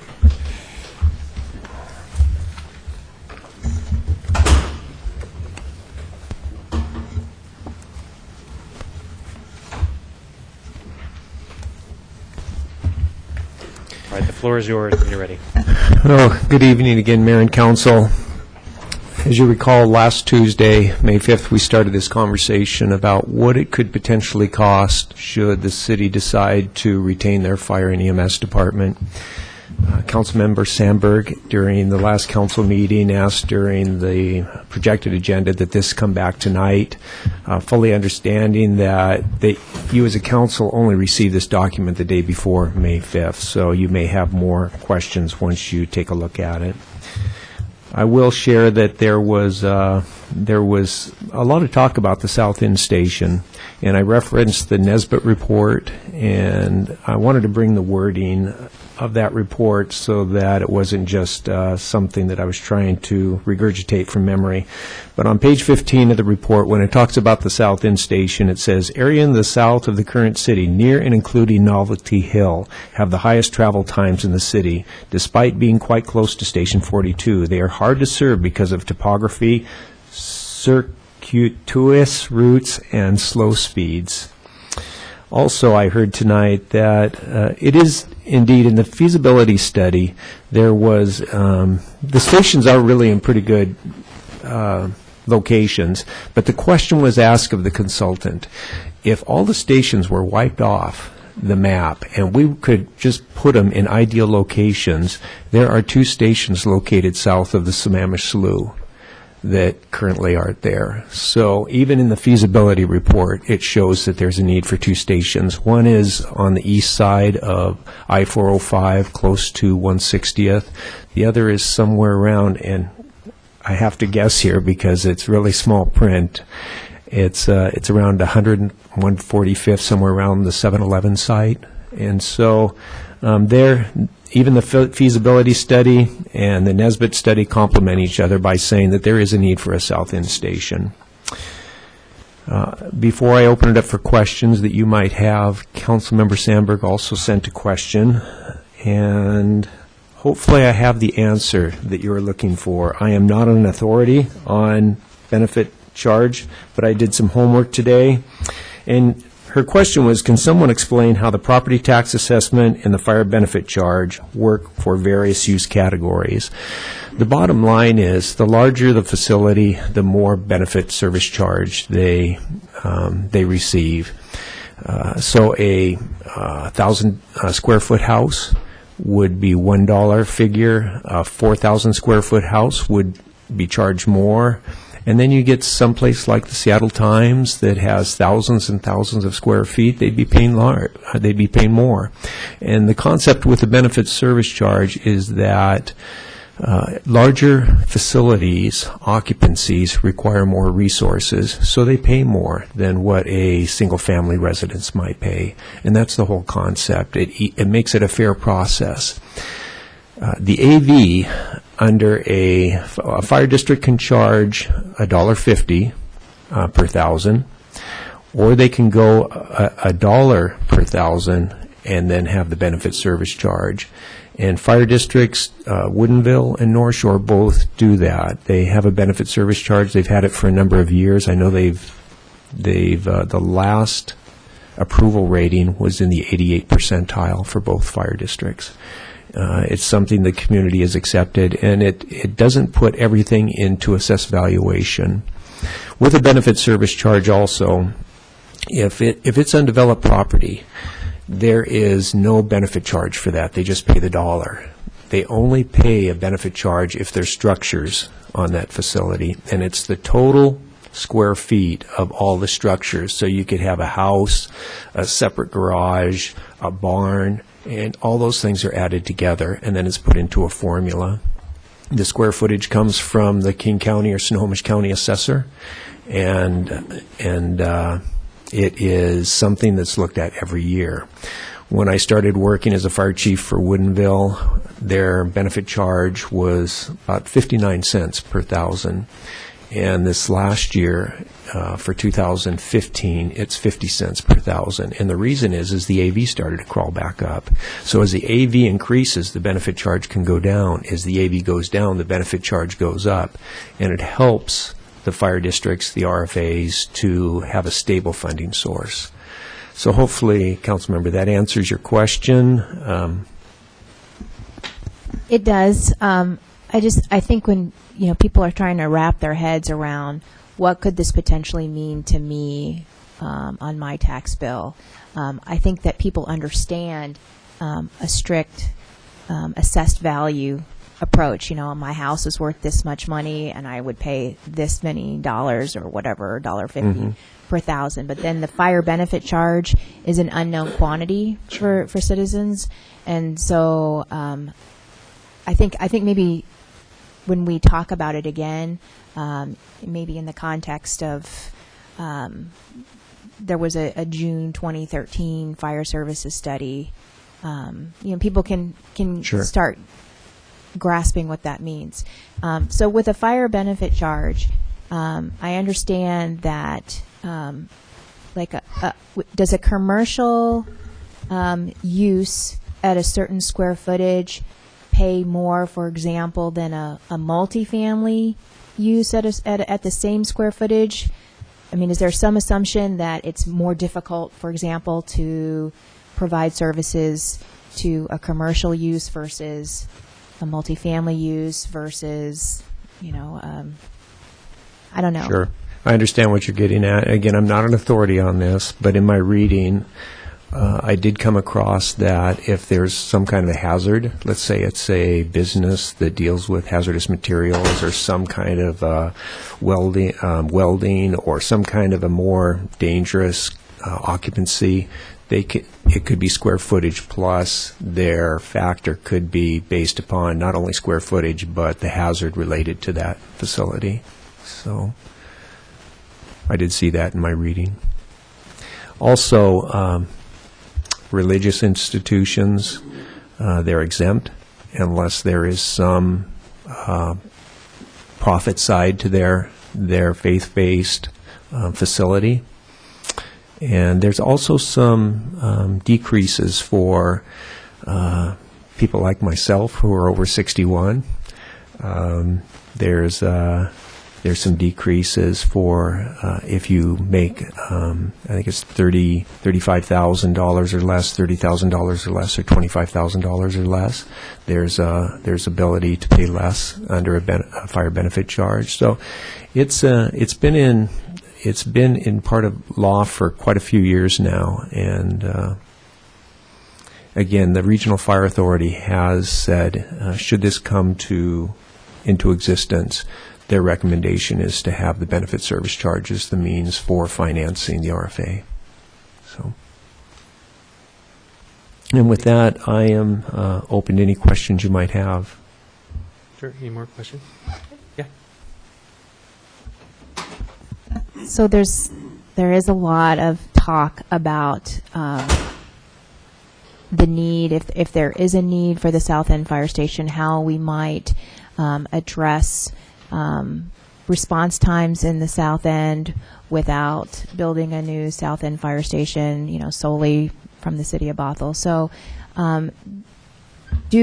in terms of ambulance or aid car transport to hospitals for non-emergency situations, do we provide the transport, or do we contract with a private ambulance company to do that? It's both. We have a contract with AMR, which is an ambulance company, and they say that they'll show up within a certain time period, and if they don't, they pay penalties for that. But we also transport also, and council years ago, I think it was 2003, approved a fee for transport. And then since I've been here, you've increased that fee for transport. It used to be $300 per transport. It's now $450 per transport. And then council approved a mileage, so many cents per mile. And so we do both. Sometimes we call ambulances, sometimes we transport. We can't transport everywhere. If somebody wanted to go to Tacoma General, we just couldn't do that. But we'll go into Bellevue, up into Everett, and probably most our transports are to Evergreen Hospital. So if we reduced our non-emergency transport using our fire department facilities or whatever, Apparatus, fire department equipment, and we went to a model of exclusively or as much as possible going with a private ambulance company, how do you feel that would impact the second call response times? Because in the ESCI study, we have response with one, Sure. and then when we have to respond to 2 calls Yeah. at one time, and then 3 calls at one time. It seems to me that if we were not transporting to hospital in a non-emergency situation, we would reduce our multiple call percentages, and the patient is going to pay they're going to pay one way or the other. They're either going to pay to a private company or they're going to pay to the fire department. And so their out-of-pocket expense is virtually the same, and yet we free up those resources to go to other calls. We free up that aid car instead of transporting to the hospital to Sure. go to another call. I wonder if I could allow Director Shackman to jump in on that conversation, put you on the spot regarding insurance payments, and Tom, you might want to jump in as well. Right. I just wanted to point out that the insurance companies are billed for the $450 transport fee and not Citizens. So it is strictly for insurance payments. Yeah. And I'm not sure if there's a great answer for you on this. The crews are still going to have to be there. They're going to have to be there till the ambulance shows up. Historically, ambulance takes a little bit longer than the aid car, obviously. So I'm not sure how much of a savings we're going to have with that. They're going to have to put themselves back in service if they're a jump crew and they're on an aid car and they need to go back to the station to get an engine. There's a lot of variables to that question. Chief? The other thing is there's a whole aspect of continuity of care. When we go see a patient, we see him to the hospital, and we have been with that patient from the time that they called 911 to the time that we drop them off at the hospital. And I think that's an important part of service. You're correct, though. If we didn't transport, there would probably be some additional time where we were in service. But it's a cost-benefit balance. I will also say that what we charge for transport is quite a bit less than what an ambulance company would charge for transport.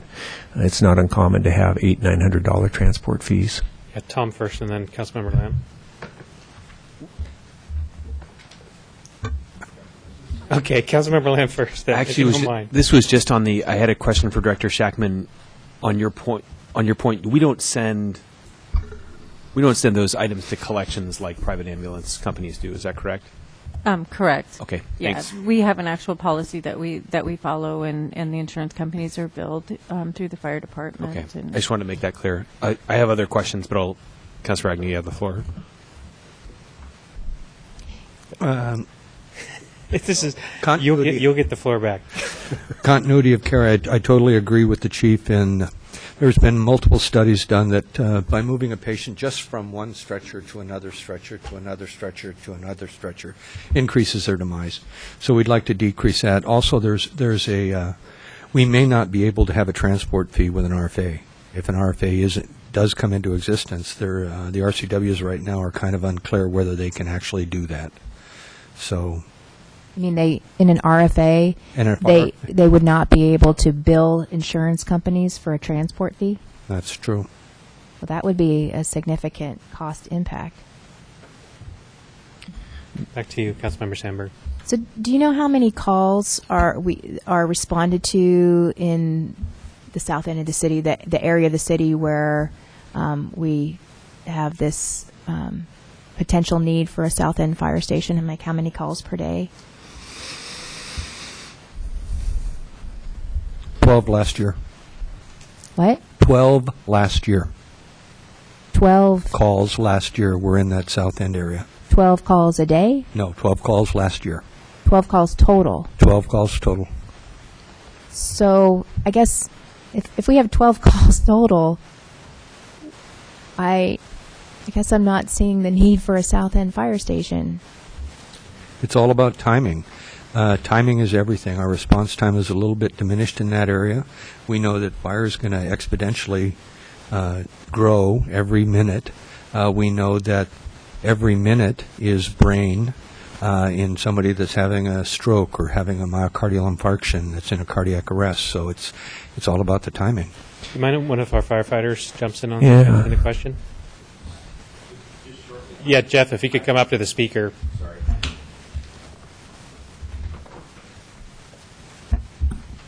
Jeff Olson, Bothell Firefighters. Just as a comment on the 12 calls, I think I've been to Wilhelmina Ranch, which is in that south end area that we just picked up at least 12 times.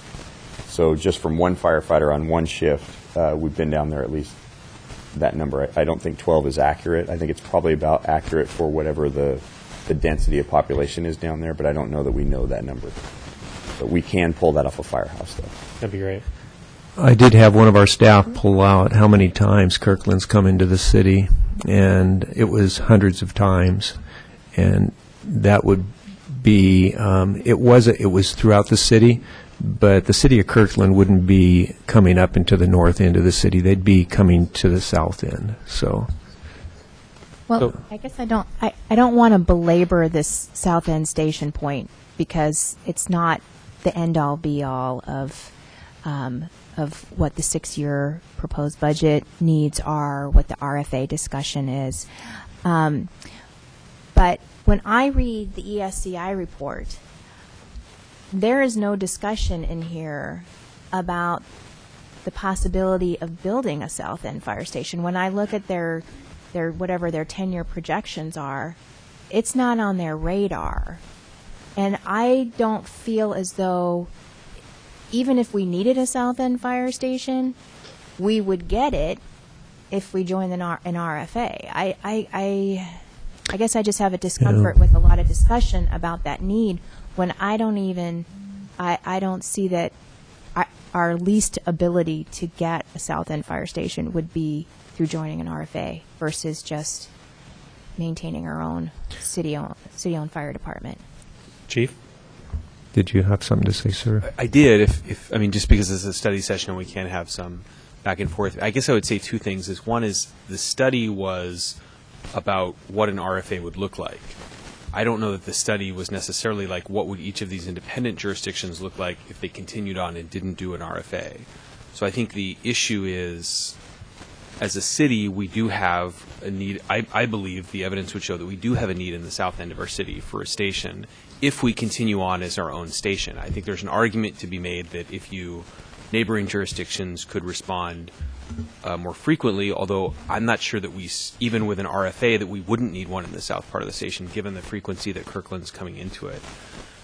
I think I guess I viewed the study not as analyzing Bothell in isolation as to what is it better for Bothell to continue on as its own city, or is it better for Bothell to join an RFA. It was a collective assessment of what would an RFA look like, and then the clear prescription is the policymakers have to weigh the costs and the benefits of that. As to your second point on the station itself, it's a negotiated agreement between parties. So I think I would absolutely not say that, hey, there's no way we would get that in RFA. I mean, an RFA, and correct me if I'm wrong, two members of our RFA committee, is a negotiated agreement between the parties. So I guess what I'm interested in hearing from the members of that committee, because I heard a comment last week like, hey, I'm frustrated with the pace of where we're at. Ultimately, somebody on that committee needs to say, this is the proposal that I want us to take. This is what I think we need to do. I've sat in all these meetings, and if we want an RFA, my colleagues on the council need to support X, because I think we're all, who weren't on that committee, waiting for that. And I think we're waiting to hear what your motion would be to say, this is how I want to move forward. Because I'm not in a position, having not served on that committee, to say, this is the package that I would support or make a motion on, unless the three of you who sat on the committee are like, we sat on the committee and we don't really know, we're kind of putting it back on you. And if that's the case, then, we kind of need to know that, I think, tonight, so that we can adjust our sails accordingly and roll up our sleeves and come up with what we think is best. But that's, as one member of the council who didn't serve on the RFA committee, that's kind of what I'm waiting for. I've heard the arguments, and I'm waiting to hear that argument from the two of you and the three of you when Deputy Mayor Spivey returns. Councilmember Agnew. Okay. We're looking at the sustainability of the fire department. We're looking at a lot of numbers. The chief's come up and said if we want to increase our department to a first-rate fire department, and our fire department's a fine fire department now, don't get me wrong, it's going to cost us another $15 million over the next 6 years. I think we can improve the services that we get with an RFA. I think an RFA is probably the only way to have sustainability of that department in the next 20 years. And that's what I'm looking at, not in 6 years down the road, not in 5 years down the road, but in 20 years down the road, and 30 years down the road. We know the costs are escalating dramatically.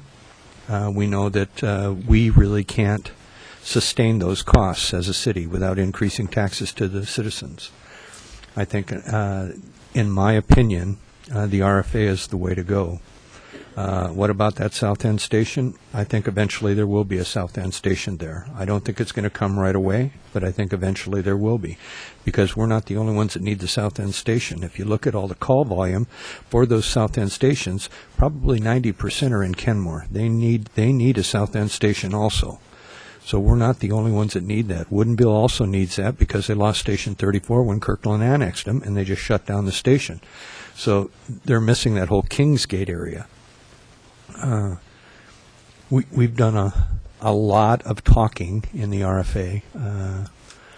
We want to come in to the conversation on a neutral plane, and that may be another touchy situation. Because we're not coming in right now neutral, financially neutral at all. So we're going to have to do something about that. But I think the RFA is the way to go.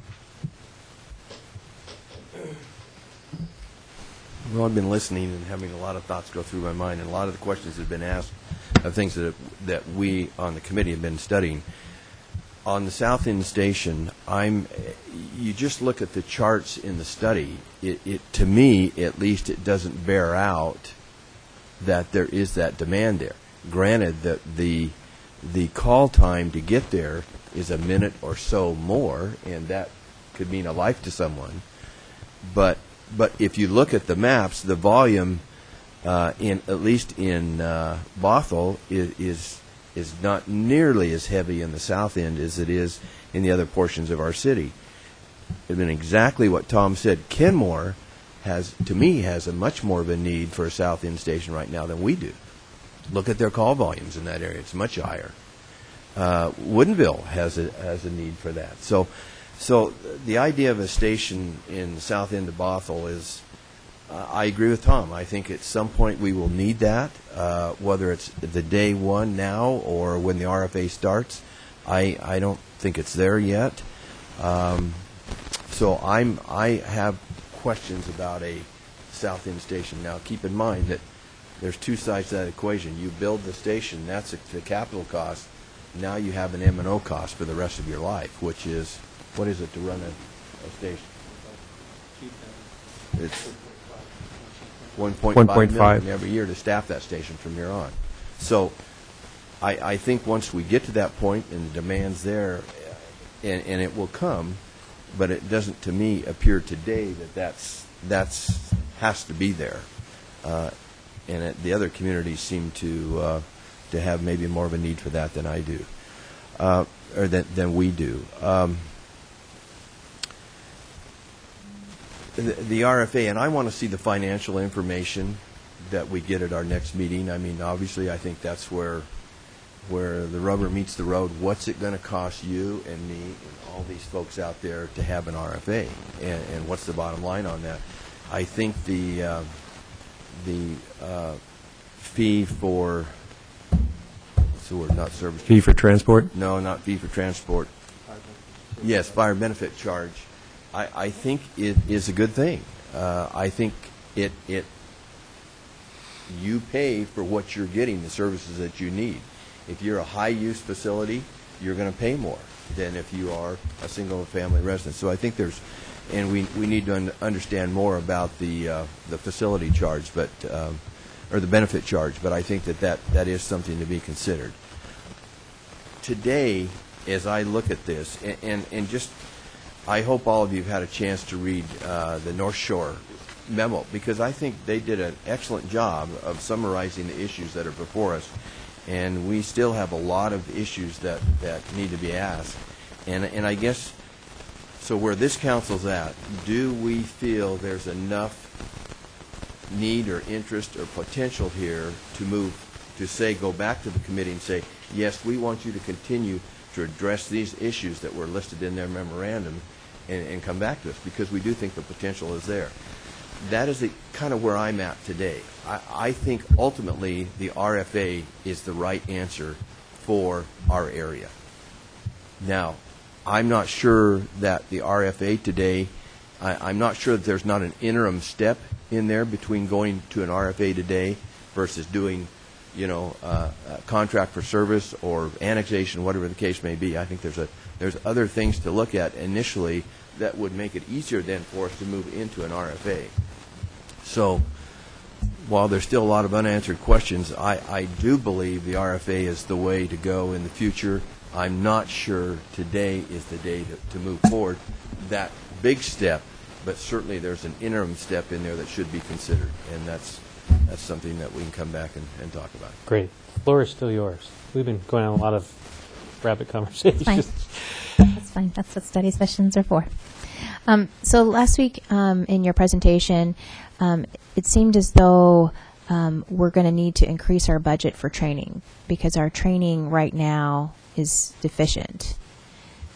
But so I went back and I read the ESCI report, and they said that all of the potential RFA entities, they're all members of the East Metro Training Group, with essentially little difference, like some differences, but nothing substantial. And the report concluded that, quote, all three agencies have placed an appropriately high level of focus on training. So do we have an appropriately high level of focus on training, or do we need to do more? And do you feel like we would get more training in an RFA versus in a fire department? I was just I was trying to resolve the differences between those two statements. The report seemed to think we had an appropriately high level of training consistent with the other entities, and it seemed to me that you thought we were not. We were deficient. We're completing our mission critical training, the stuff we absolutely have to do, but there is so much more than just mission critical. And that's when an organization grows and thrives, when they're able to get above and beyond. It's kind of like nourishment. You can be on a sustenance nourishment diet and you're alive, but you can't thrive as a body. And we've been in a sustenance mode for training for a number of years now. And so, again, this report is about if the decision is to retain your fire and EMS department, this is your fire chief's opinion of what it's going to mean to support it financially. And so I am here to tell you that training needs to improve. We need to get out and start mixing up with other people around the nation again. Before I came on, there were opportunities. In fact, I was speaking in a conference in Dallas, and 2 of the Bothell firefighters were in the class. And we haven't been able to send anybody to outside training in a long time.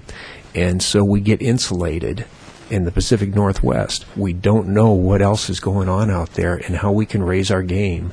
And that's what I'm trying to do. I'm just trying to communicate. If we keep our fire service, training needs to improve. So. Any more questions? Well, just a comment since you brought up the memo from the North Shore Fire District.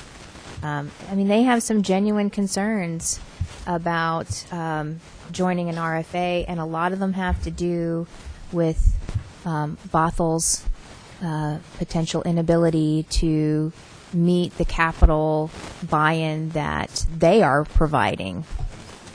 Yeah, so it's not, yeah, you said it, not me, the financial inequality of the members joining the RFA. So there's that issue from the North Shore Fire Department's perspective, Fire District's perspective, and then there's the concern of our own citizens about, is this going to be revenue neutral? And if it's not going to be revenue neutral, what is it going to be? So I guess I'm seeing maybe some structural problems that we need to get more clarity on. Great. Thank you. Next, questions? Councilmember Lamb, you got the floor. So I guess what I was going to say is I think it's a little bit, I think using the term revenue neutral is a little bit challenging in this context, because I think everybody would agree at this table that our costs in terms of personnel and fire, even if we weren't going to increase training to where it ought to be, are going to keep going up. I mean, they have been going up. They will continue to go up. So it's not, I don't think it's realistic to say any scenario, either the status quo or moving to an RFA, is revenue neutral. I think that at some point, either you're going to reduce service in other areas or you're going to get additional revenue to pay for it. The RFA is a mechanism to share that burden with surrounding jurisdictions, but I think it's a false dichotomy to say, if we stay with the status quo, there's no need for any additional revenue, because that will kind of play out over several years and there'll be no changes to our fire department. Even if we didn't improve our training budget under the numbers that we've had and under the numbers I've seen over the last 12 years, it goes up. It just goes up like the personnel costs of any organization, although differently because of the nature of fire and how it's organized. So I think it's important that people understand it's not a choice between a status quo where the budget is going to be, existing fine into the perpetuity without any changes to revenue, or doing an RFA where taxes are going to go sky high. That's a false choice, and that's not really the reality that we're dealing with. Next, Councilmember Ram. So I thought this packet was really informative, and I'm glad I had more time to look at it. One thing that's, I do also think that what was produced by the North Shore Fire District, I think that was really what we need to do. I agree with you guys that we need to go back to the RFA with something of similar nature to say, here's our comments, questions, and concerns about the feasibility study to discuss with them. But kind of more of I guess I consider this a time-sensitive situation because we're in the middle of 2015, and the attachment 2 is the unfunded budget priorities. So we're in the middle of this biennium, almost through the first year of it, and all these things aren't funded, and the RFA is not going to come. If you could read into the crystal ball, how many years out are we talking about an RFA? The next step, should all 4 agencies be in, is we will start to work on a plan for the RFA, and it's the plan that the voters will approve. And so, to answer your question, I would guess it's probably the earliest possibly 12 months, the longest 24 months before an RFA would be approved and it would be formed. And once it was formed, then when would these type of things that you identified here that aren't funded, when would they actually be potentially funded? It should be day one, because that would be part of the package. Yeah, the financial package. That would be within the next. Yeah. Could be Yeah. within the next 12 months. Yeah. Because some of these things, I mean, it's just, like we have the rescue dummies are basically, it says current dummies are in pieces, so they need to be replaced. Bunker gear, if it gets destroyed, there's no budget to replace it. If it doesn't get destroyed on the date it's supposed to be replaced on a schedule. So what do we do? We have some protective equipment like bunkers in our asset replacement. We used to have quite a bit of money in our annual budget so that we could replace things also as needed. We are one incident away from destroying a lot of protective equipment. We could get into a hazardous materials call, and all of a sudden, every piece of bunker at that call could be placed out of service and need to be destroyed. So, and that's just the nature of our work. We could get into a contamination type situation where we couldn't clean the bunkers and we would have to destroy them. So it was both capital that we had to replace our bunkers, but we also had some money in our biennial budget. So the nice thing is District 10 purchased a second set of bunkers for everybody in the department. So we do have a second set right now, but if our primary set gets destroyed, now we're just down to one set, and yeah. So is there any structural things we need to do to try to shift budget or in the interim time period, or do you think that, to use your terms, live on the I'm one director, and I'm going to speak for all directors. There's always a need for more money. But there's other things that we would like to do for the city. But we understand the economic constraints. This 2015-16 unfunded budget priorities, that was requested from the finance director, I believe on behalf of the city manager. It was presented along with our budget, our 15-16 biennial budget, and it's my understanding nobody was able to get the additional funds. But we completed our project, and that was my mission. So, finance director. Thank you. The reason that we asked for that information from each department is because as monies start coming in and we see development revenues and ongoing revenues from the downtown, we want to be prepared with a strategic plan so that we don't just allocate monies to whatever comes our way first, but rather to the areas that are most needed. So it really was a strategic plan, not just for fire, but for all departments, to look at what was lost or what cyclical type items did not get funded during the economic downturn, and then to go ahead and some of those, I'd like you to know, actually, we were able to fund in different manners, or we were able to change how we did business and really just do things smarter and with less cost. So the combination of all of that is basically looking at the departments and saying, show us what you lost, what you added in just efficiencies, and then what is still needed, and so that we could prioritize those items citywide, not just for fire, but for all departments. So there's a list like this for each department. Okay. And then, so I would like, at least when we get to, I think it's the next meeting, I'm not exactly sure what the plan is going forward with this, but looking at a comparable of this situation versus an RFA situation and cost, including the amount of money that we need to bring so there's equity in the reserve that comes from the city, all of these costs that we really should look at, in a comparable sense, because right now we have just one part of the picture, I guess. The other one was the RFA as a whole, but it's not specific to just the city. So that's what I'd like to see moving forward. Good. Any other questions? Tom, Bill? Yeah, I'd like to just say that back to Councilmember Sandberg's comments. When we started into this study, I think one of the key factors was, if this is going to cost us more, is there a comparison or to that we're going to be getting a better service? In other words, is our level of service going to go up? And if that's the case, we then can go to the taxpayers and say, yes, this is going to cost you more, but here's what you're going to get in additional to that. Better coverage, whatever the case may be.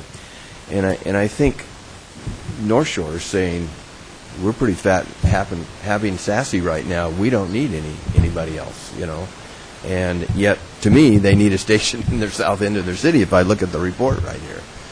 So I think that's why we need this financial information that I guess we're going to get next week. And that'll be helpful. I think that's kind of the last piece that we're looking at. I think, Andy, you mentioned we need to do this same thing that North Shore did for us, but I agree. I went through this, and I agreed with 90% of the items that they had included in here. I think they've really done a great job. Keep in mind, they're an agency that provides one service only, fire, where we're an agency that's providing multiple services. So they've been a little frustrated with us that we haven't come back and had all these answers, but they also understand our plate's pretty full with quite a few things right now. So I don't know that we need to duplicate what they've done here, because I agree. I think they've hit the nail on the head on most of these cases. But there could be, it's a cost-benefit ratio. Your service level going to go up if your costs go up, and that's something I think that we've got to clarify or really maybe try to nail down. Just in relation to this information that the chief provided for us, I appreciate the comment that came out about that every department has this same list of cutbacks. And here again, as a council, we're not only going to be looking at fire, but we're going to be looking at public works and police and finance and every other department in the city, how we can restore those things that had to be cut out. So again, we've got a bigger picture for everyone, and or than the other agencies do that we're looking at. So I think the information the chief provided was excellent. I guess specific questions I had is if it would be possible to go back, because you mentioned that it was a 3% increase in salaries is what we were basing it on, and 8% in services or in benefits. I guess I'd like to go back, if we could go back 5 years or whatever, over the last couple of contracts. What have been the rate of increases in our salaries and benefits during that time period? Was it more than 3% or less than 3%? I guess I would like to know that at the next meeting or something, if you could give it to us. I can give it to you right now. Basically, for salaries, it was 4.8% over the last, I believe, 10 years, 10 to 12-year period. But the difference is that even though we're only adding 3% for salaries, that overtime, the addition for overtime was held out separately. So once you add that in to the 3%, you have a clearer picture of the overall increase in salaries. And so you're not looking at apples to apples, you're looking at apples to oranges. So the 3%, again, did not include the additional, I don't remember the exact figure for overtime. So we had 30 minutes allocated toward this. We've taken 40. Do you guys want to continue? Well, that's fine. I just think, the last statement, I do think at our next meeting, next Tuesday night, we need to try to come to some consensus that we as a committee can take back to the RFA committee as a whole. They're waiting for us for some direction, and I think we owe that to them. And we don't have all the answers yet, but I think we have to do the best job we can to at least give them some indication of where we're at. Yeah, and I think the council as a whole, looking at the committee of the three of you, and hopefully Deputy Mayor Spivey will be here next time, is really looking to your leadership of what you're putting on the table before us to really educate the other four of us that weren't there in this process. So, good. All right, so we're going to take a break until 8:20, and we'll jump in with the stormwater facility charges. Thank you, Chief.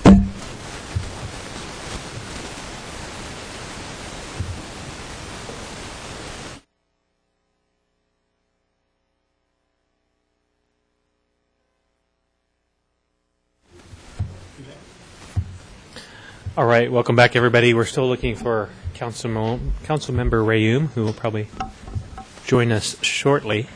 Want to take a little break from our schedule for this evening. Want to recognize a man that we all have come to not just honor, appreciate, but probably love as well. Bill Weislogle has served the city for many years, and this is the last meeting that he will be in his current role, sitting with us this evening. And I've watched for many years and listened to your wisdom in city planning, and just sat in awe with the depth of knowledge that you have. And you have put your fingerprint, thumbprint, your entire hand's impression on this city just to make it into what it is today, and even set it on the right path as we go forward with our continual downtown plan and country village and so on. You've made quite an impact, and appreciate all that you give into the city. And I hope, hopefully a party is coming up here very soon for you, we'll have more words to share with you. But I wanted to afford council and staff in the room today, just as you're here with us, to recognize you and share a little bit of their feelings. So, Councilmember Lamb. So which sounds kind of weird, but I'm actually the longest serving member of this council. And I, from the very first day that I joined this council, Director Weislogle has been just an incredible source of wisdom. He's somebody who I think treats all parties equally and fairly. He treats everybody with the same level of dignity and respect. And when there's a really, really hard problem in our city of land use or of a controversy or something like that, Bill is just a voice of reason. He's a really, really good person. I also wanted to say that I've been really fortunate to know Bill's son as well, and Bill has an amazing, as great as the gifts that he has given to our city in his professional capacity, he is an even better human being than he is a community development director.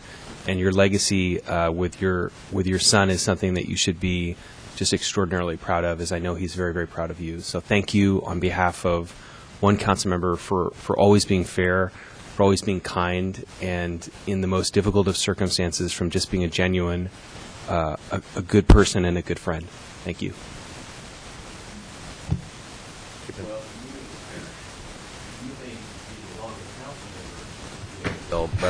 But I knew Bill way back in the 1800s, early 1900s, maybe it was.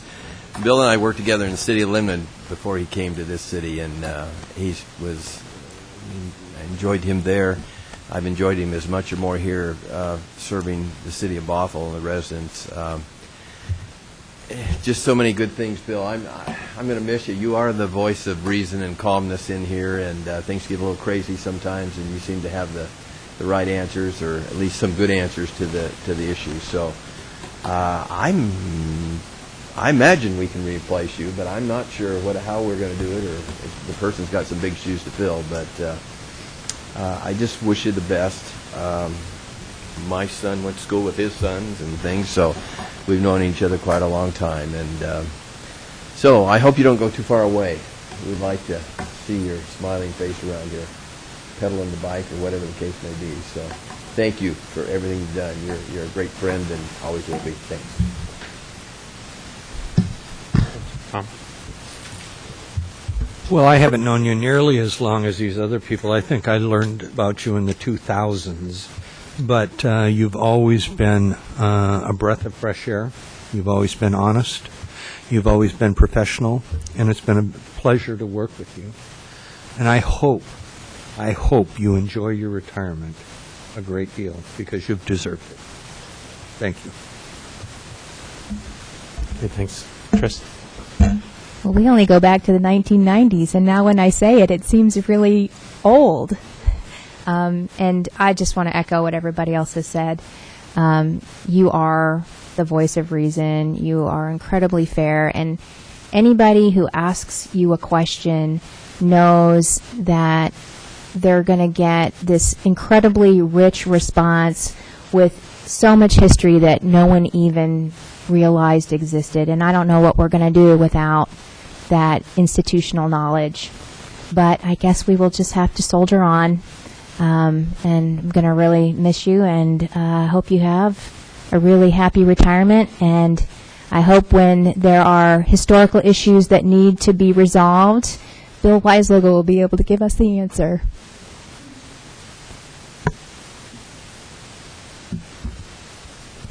Bill, I haven't known you very long at all, but I do echo what everybody else has said, and I really appreciate your work for the city for as long as you've hung in there with us. You've been around a long time. I see Bill walking to work from home. He lives on. We live. I probably throw a rock, maybe hit your roof. I don't know. You're nearby, and I hope I see you often in retirement, and I'll actually stop you and try to say hi to you instead of just letting you get your on your way to work. So I wish you the best of luck. Peter?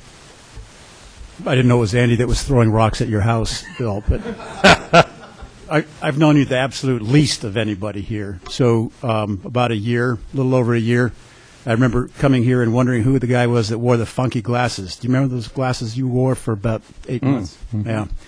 But I soon came to value Bill for every ELT that we had where he invariably injected, ELT being executive leadership team on Wednesday afternoons, for the element of humor that he injected into the meeting without fail, whether it was with some joke or some personal anecdote, oftentimes relieving tension.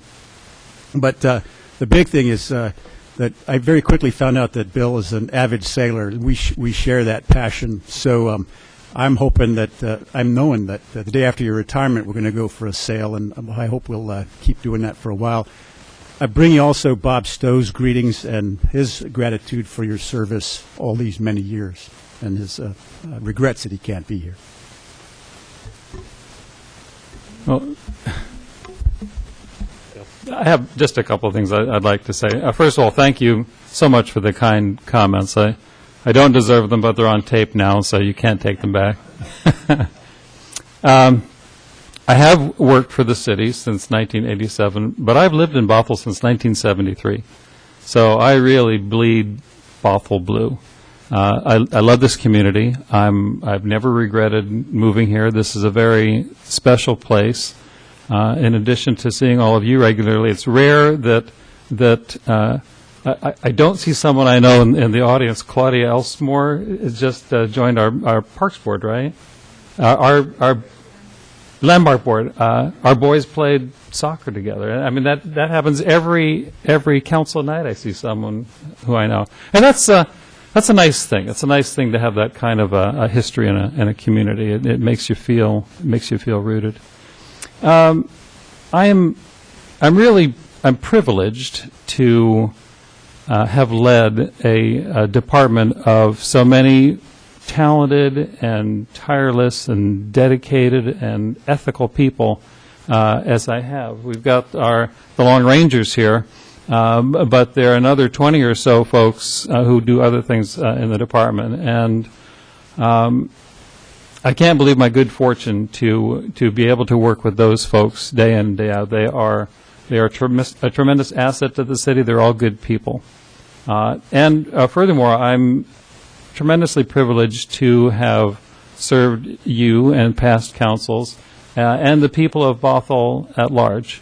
As I said, it's a great community. There's a lot of passion in the community, and that's a really good thing. It's not something that we should take for granted as being typical to every city, because it's not. So again, thank you so much for your remarks. They're very, very kind. I found this last week to be surprisingly emotional for me. You know, you look forward to retirement for so long, and then in the last week it just comes rushing at you. And there are times when I feel like I want to say, slow down, slow down. This council meeting is not one of those times, but again, thank you very much. I really do appreciate it. You're awesome. I love looking behind you and seeing Bruce and Gary and David just looking on admiringly. They all such a great group of folks that we have serving the city. So thank you so much for being a genuine leader.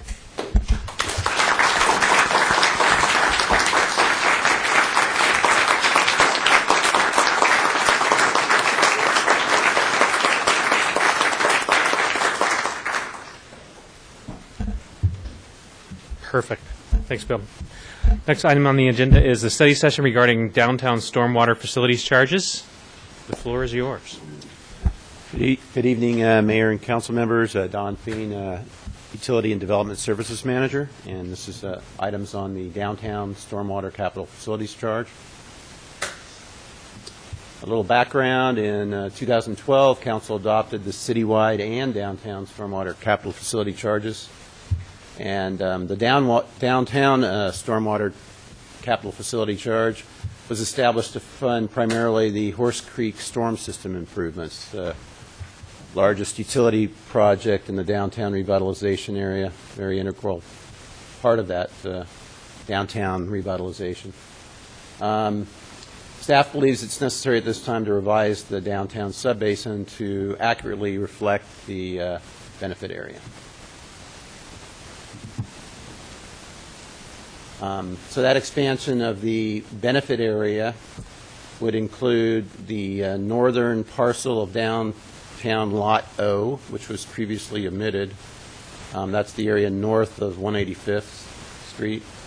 The Popkini Stadium parcel, which the school district has actually requested so that they could tie into that and have the benefit of the direct discharge. And the park at Bothell Landing, which is also a part of the downtown revitalization area, and it's benefited by the new Horse Creek improvements that flow through the property, actually. So the estimated CFC impact on that park at Bothell Landing would be approximately $300,000 in today's dollars at today's charge. And this map depicts the area, this downtown subbasin, and the two shaded areas would be the areas that would be added. Up north is the Popkini and the part of Lot O that was missed, and then area down to the south is the park at Bothell Landing. The other areas were already included. Also, I'd like to update on the cost of the capital facility charge, the rate, I should say, and that rate was established about 3.5 years ago, fall of 2011, became effective January 1st, 2012. It was based at that time on a cost estimate of the project of $9 million.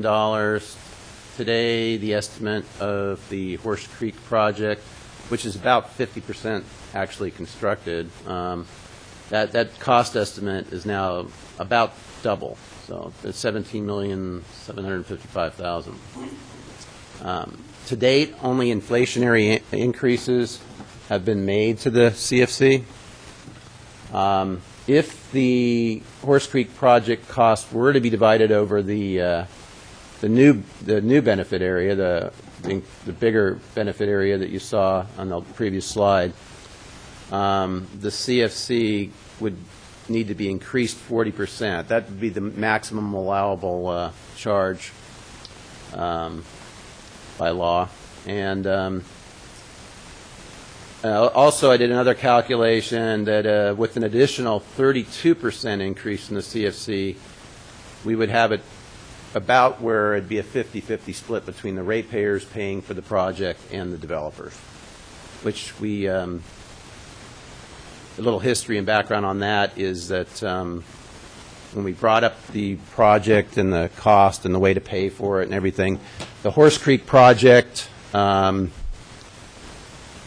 an existing problem. The pipe was, the existing pipe is undersized, it's old.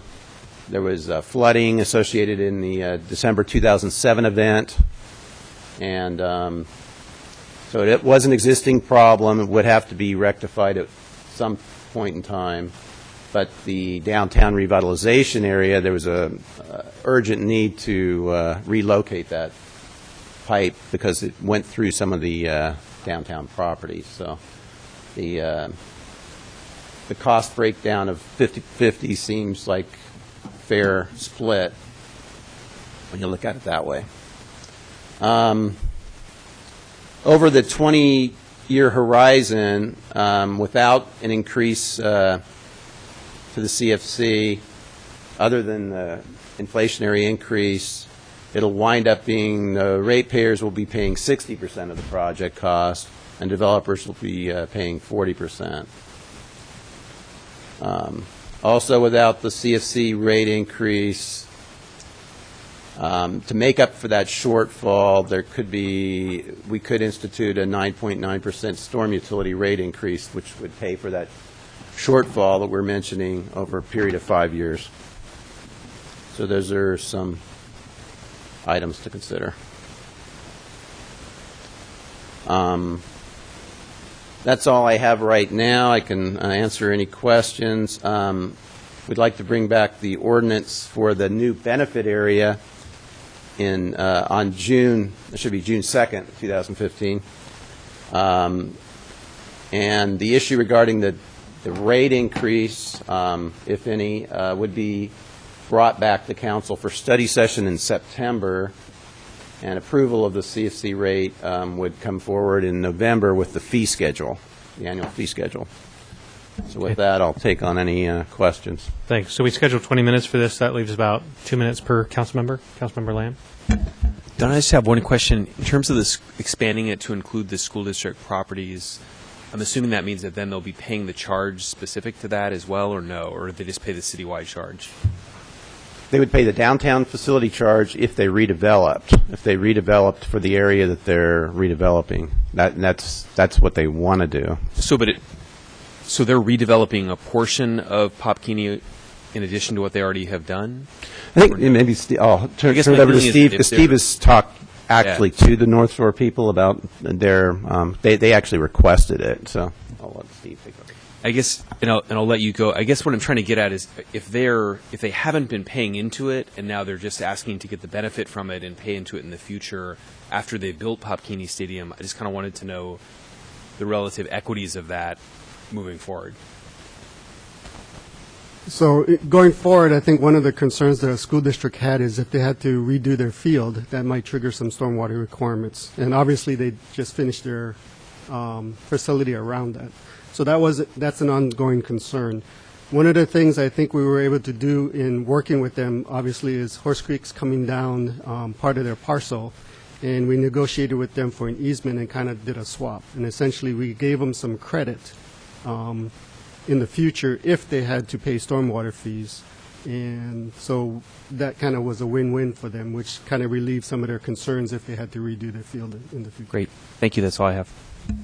Others? No? No. Councilmember Sandberg. So I got an email from a citizen today that said, am I going to see an increase in my stormwater bill related to this downtown capital facility charge? And can you explain that? Because you talk about what the ratepayers will pay versus the developers, this ratepayer versus developer split. So the ratepayer is all of the ratepayers of the city, even if you're not anywhere connected or using the Horse Creek system. Right. But so are all capital projects throughout the city. And as I mentioned before, we got to remember this was an existing pipe, and there was an existing problem. The largest amount you can charge is spread out over the whole area, and the whole area logically won't redevelop over a 20-year period. There is a pretty high redevelopment rate in that area because of the downtown revitalization area, but the whole area will not redevelop. So a portion of it would be paid by the ratepayers.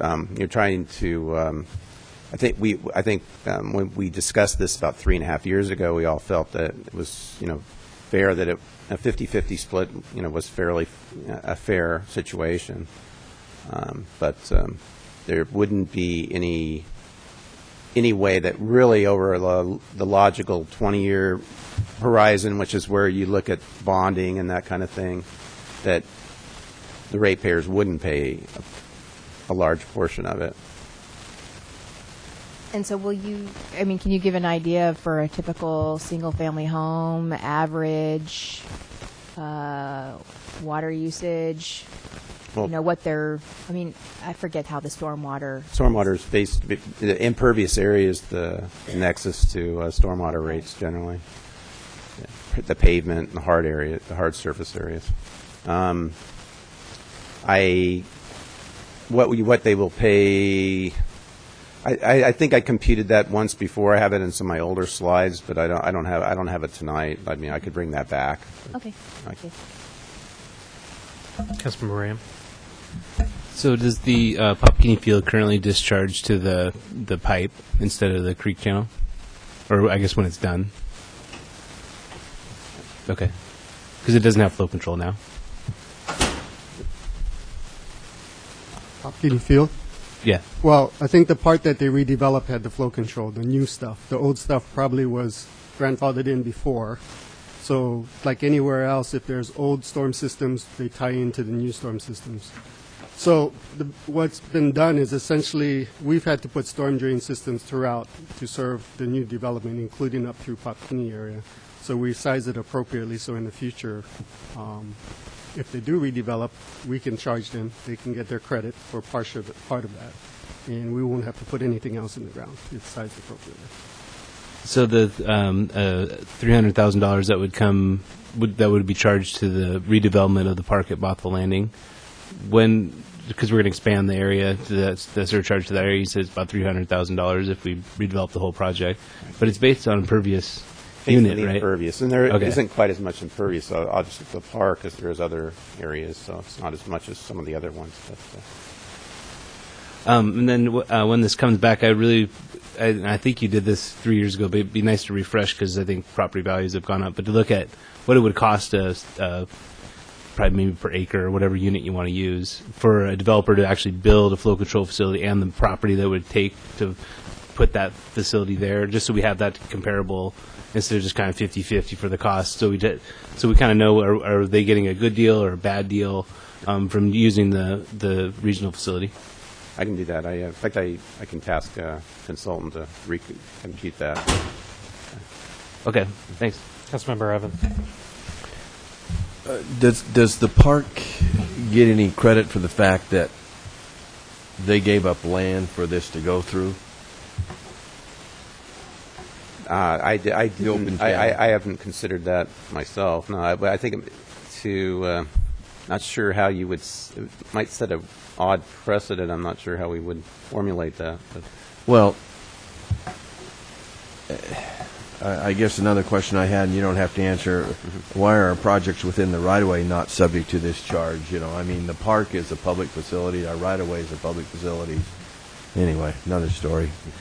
Can you briefly explain how we went from 9 million to 17 million?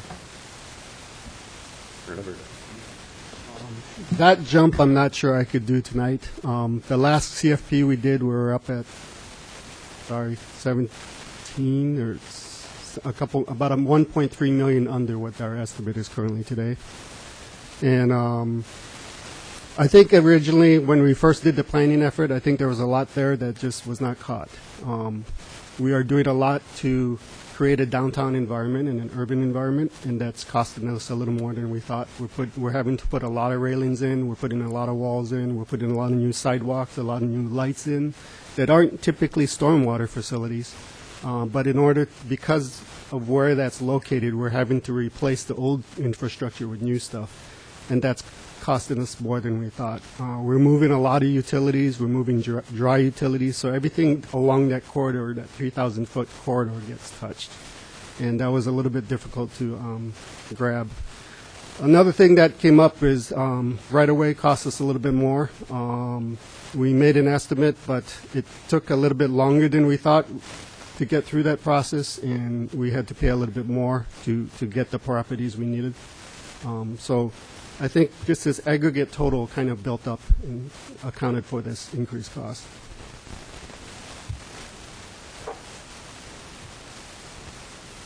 You can.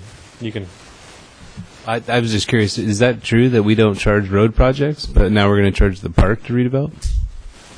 Right, we didn't include it. In fact, I think we patterned that after Redmond's Oh, we charge roads. I don't think for the capital facility charge in the downtown. Yeah, we do. They get really upset with us about it. Councilmember Agnew, any questions? No. What was the original cost of this project when it was going to be a pipe? I think we're looking at a few $1 million. How much? Probably a few billion. Something under 5, 3 to 5, under 5. somewhere in there, if I recall correctly. Okay. And how is this now, the 17 million, really going to be paid for? Could those funds could have been used for other activities in downtown and other needs? Or is it strictly? Well, stormwater rates and developers paying for it. Yeah, that money certainly could have been, it could have been used for a variety of things, obviously. Yeah, so about a $12 million nexus potentially from what the other option was going to be at the time. Good amount of money. Closing comment? We need to move on to our next item. Well, I know we have a lot of conversation about whether, what it could have been. And years ago, when we were comparing the closed pipe system with an open channel system, there was $1.5 million difference on a project that was originally costed at $5 million. And I think it's a fair statement to say that regardless of whether it was open or piped, what you explained was a lot of unforeseen changes that were going to raise the cost regardless. Now, again, it's a cost that that seems pretty unpalatable at $17 million. But I think it's unfair to say that we could have done a pipe for $5 million, because I think we would have encountered a lot of the same problems. And I don't think, and correct me if I'm wrong, that the pipe was what was allowed by Fish and Wildlife. So we were forced into this situation by other constraints, not just an unconstrained choice of choosing one versus the other. And as you said, the facility before was deficient, and to rebuild our downtown, we needed to provide a new stormwater facility, new utilities, and it's been an expensive project to revitalize downtown. And when we started with the master planning process, everything that we looked at was above ground. And it's only when you get below ground and then you start realizing how expensive things can be, and that has become the reality. Correct me if I'm wrong.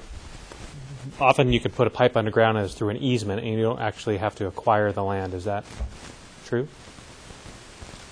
Or this obviously having a far greater impact than the taking of land. Land consumption certainly is a factor. Sorry. The land consumption certainly is a factor. Sort of. Go.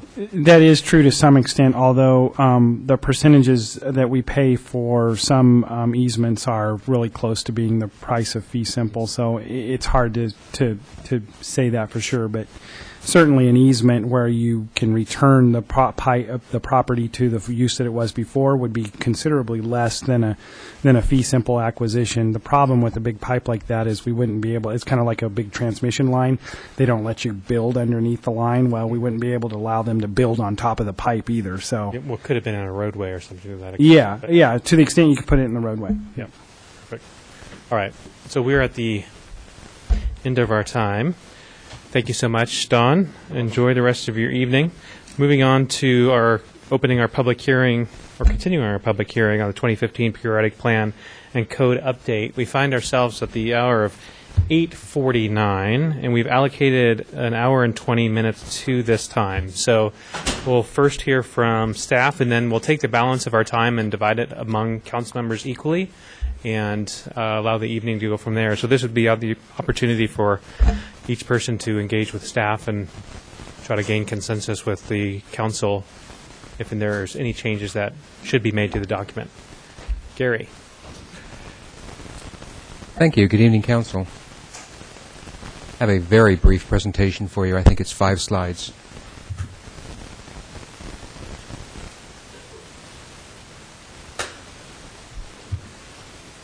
Tonight, as far as housekeeping for this item, staff would like to provide council with 3 exhibits regarding the neighborhood cut-through traffic issue.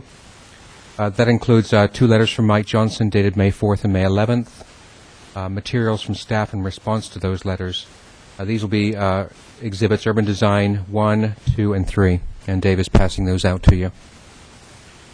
I believe Mr. Johnson testified earlier regarding his letters, and both of those letters are the ones he was referring to. In addition, staff has some staff recommended revisions to language in the natural environment element for policy NEP 24 regarding fish passage in streams.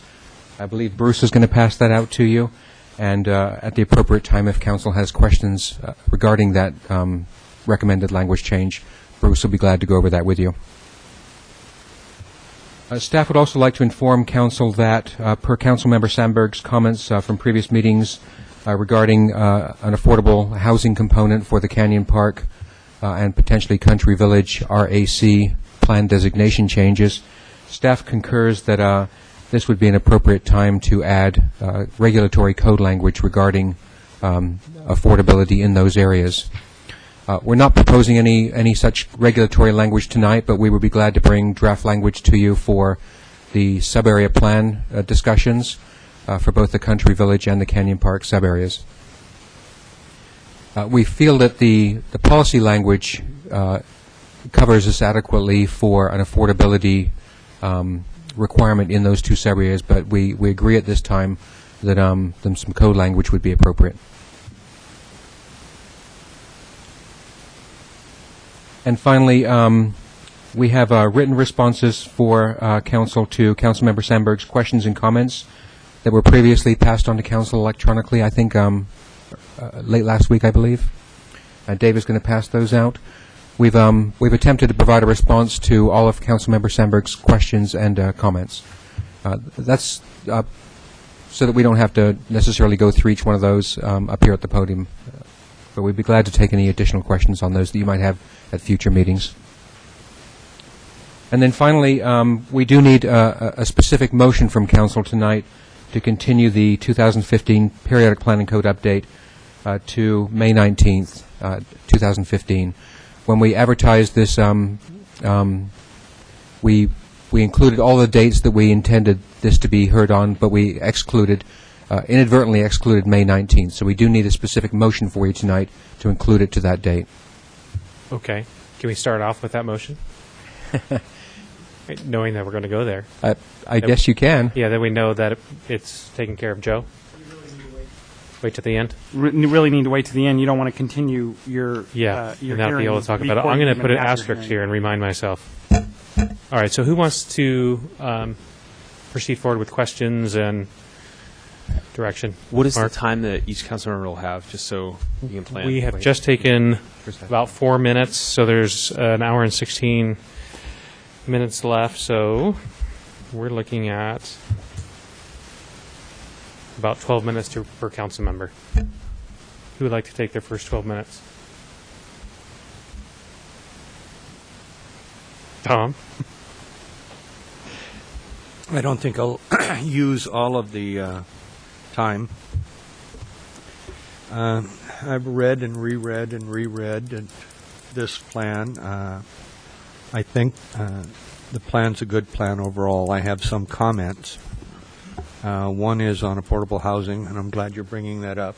I'd like to see us do a little bit more for affordable housing, and I think all of us just got a letter today in the email from Kayla Scott Bresler about affordable housing.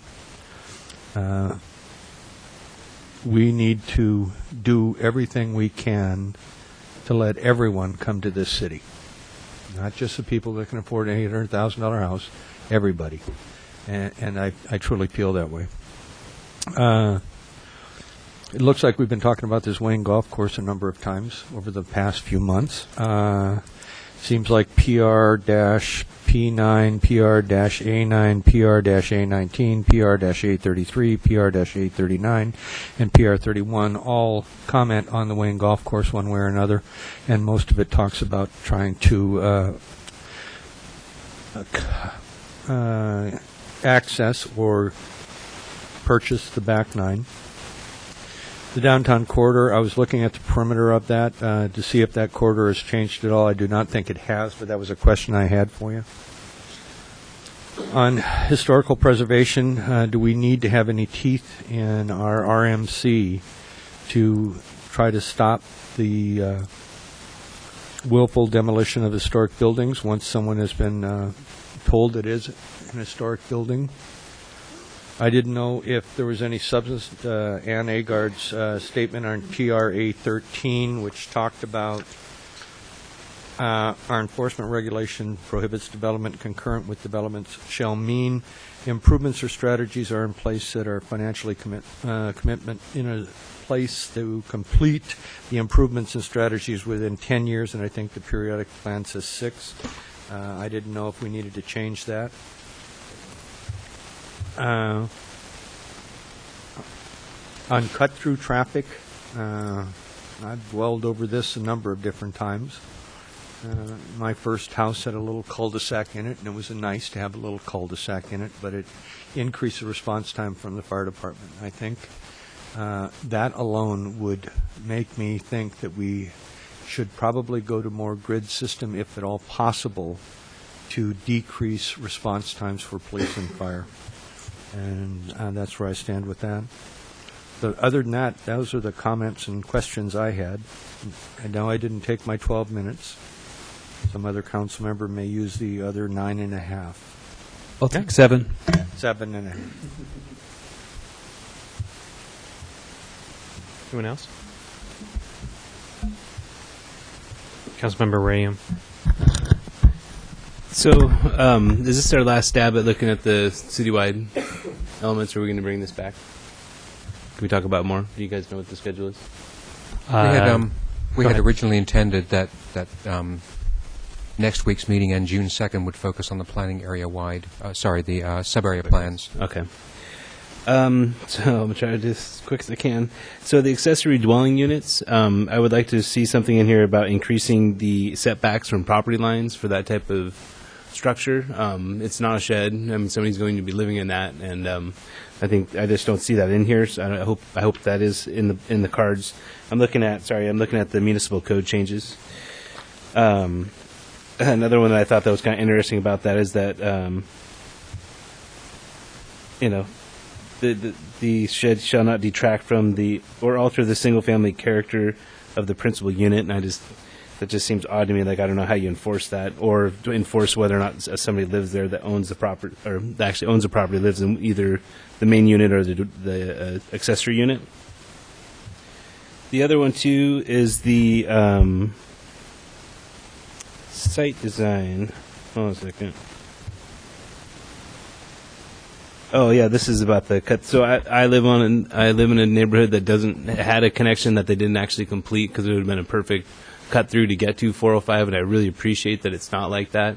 And I think it was a great idea to have that separated out. It really would just vastly increase our traffic in my neighborhood if that provision wasn't in place.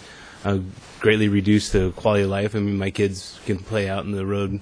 Well, not out on the road, but in the front yard, I don't have to worry about them getting picked up or hit by a car or anything. So I really think that's important that we try to keep that character of our city. So I'm not really supportive of changing to more of a grid system. I do support the suggested changes that were brought to us by the speaker earlier. So the Bothell Boulevard system landscaping. So this kind of brought something up to me that's been bothering me quite a bit. We have a lot of medians being installed in the city, and a lot of them are just concreted over. 527 is a good example, up by the 228th intersection. I really, and then we have some are stamped, some are red, some are gray, concrete, and this. I'd rather not see concrete medians. I'd rather see more of a boulevard look to the medians that we build. A certain size, I understand. If it's 3 feet wide, yeah, putting landscape plantings in the middle of the road for a 3 foot wide strip probably isn't a big deal. But when you get up to some of those things are like 10 feet wide, and they're ugly. I mean, they're just plain old ugly looking medians that I really think we could do better. So that has a nexus in here, sort of, to the Bothell Boulevard system landscaping. But I think it's more of an expansive discussion. I'd like to see something about a transportation cross-section that shows that we want vegetated medians over a certain size and under a certain size. If we are going to go with concrete, what they're going to look like, because we're just getting a mixed bag right now in a lot of the projects that have been built so far. And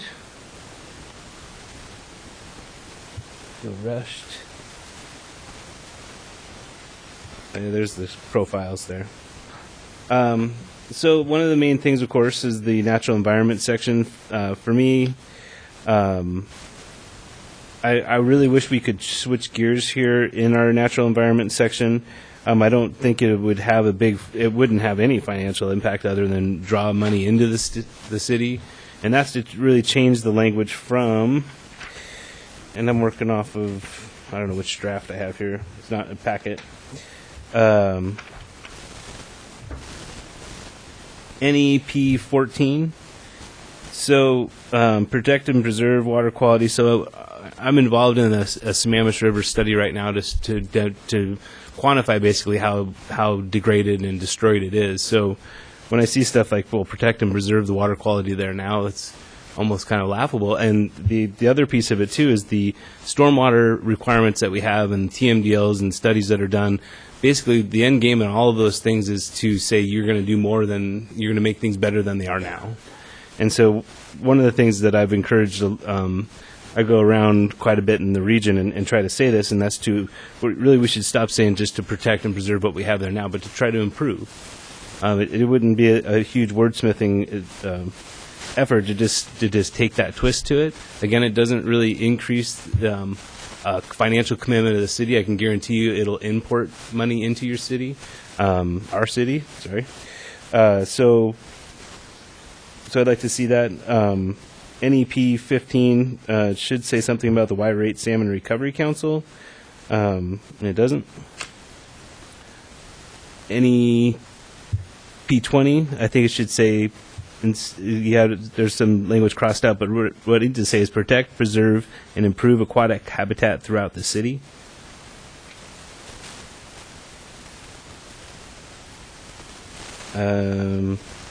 NEP 25, it says encourage low impact development. In about a year and 3 months, we're going to be required to require low impact development. So I don't know if we really want a statement like that of a policy to encourage it when we're actually going to have to require it for state law. Sorry. Yeah.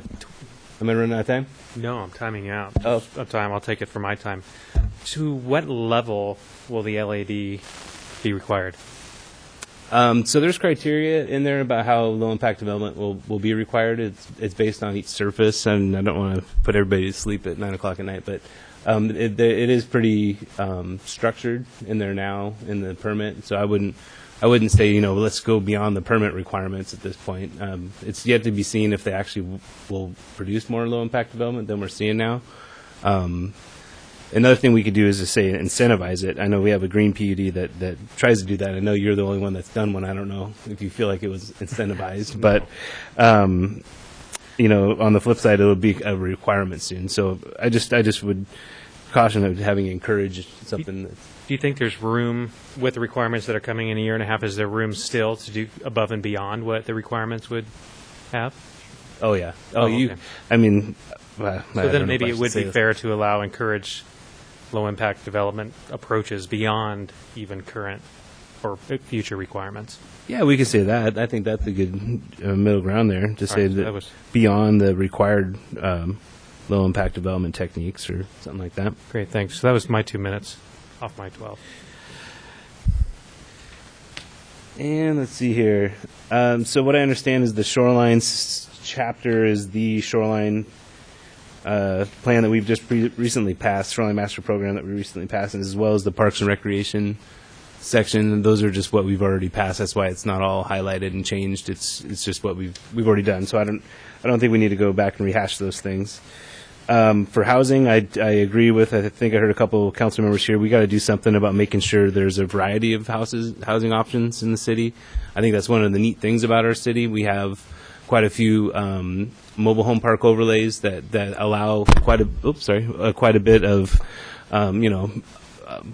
financially different people, and I think it really adds to what the city is, and I'd like to see going forward to make sure, especially if we have property that we're selling, we should try to get some low income housing into the city.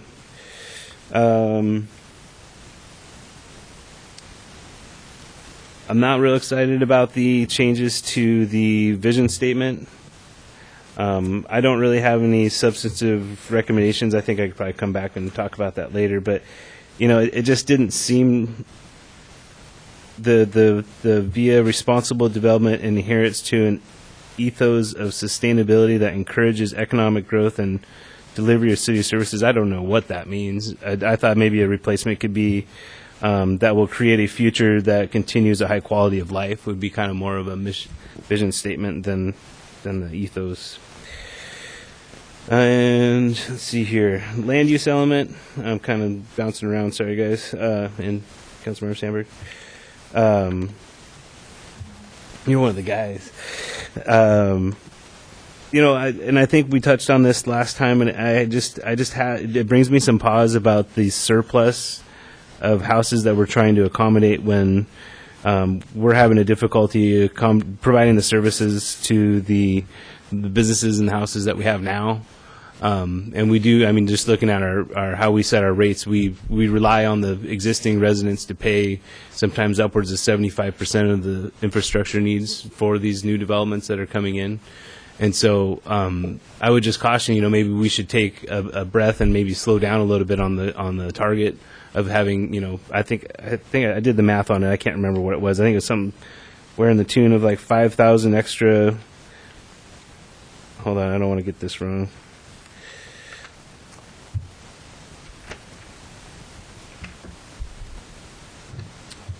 Let's just leave it at that. I think it was 5,000, and I'm sorry if that's in. Oh, here we go. 6,285 people more than were required. That's both King and Snohomish County combined.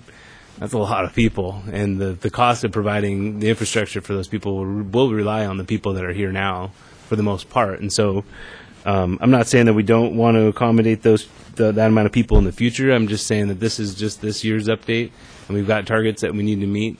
I think we should meet them, but I don't know about exceeding them by 6,285 people of capacity. How many do we have time?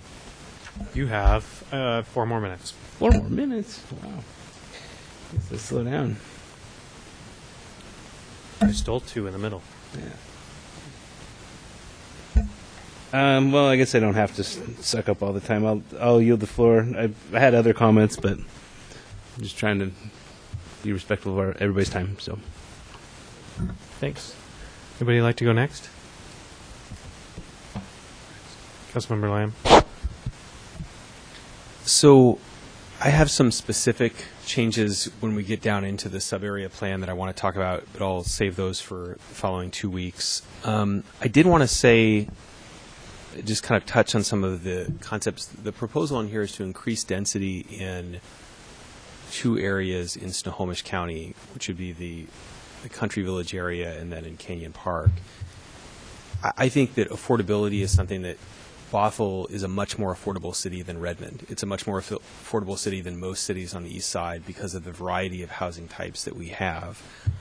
I think it would be manifestly unfair to say that we would have allowed large, expensive RAC developments to go in King County, and then suddenly we're going to slap on an affordability requirement when we put them into Snohomish County. Snohomish County gets less of the money than any other portion of the city. It gets less in parks, it gets less in other services, it gets less in roads. Snohomish County has approximately 40% of the people who live in the city of Bothell, and it continually gets the short end of the stick. I think it is completely unfair to say we're going to give this gift to Snohomish County of RAC zoning, but then, by the way, we're going to apply a standard there that we didn't apply on RAC developments in King County as part of our because we wouldn't want our downtown to have affordable housing in it, but it's okay to stuff it up at Canyon Park. I completely oppose that, and I think that's, essentially urban planning through the rearview window.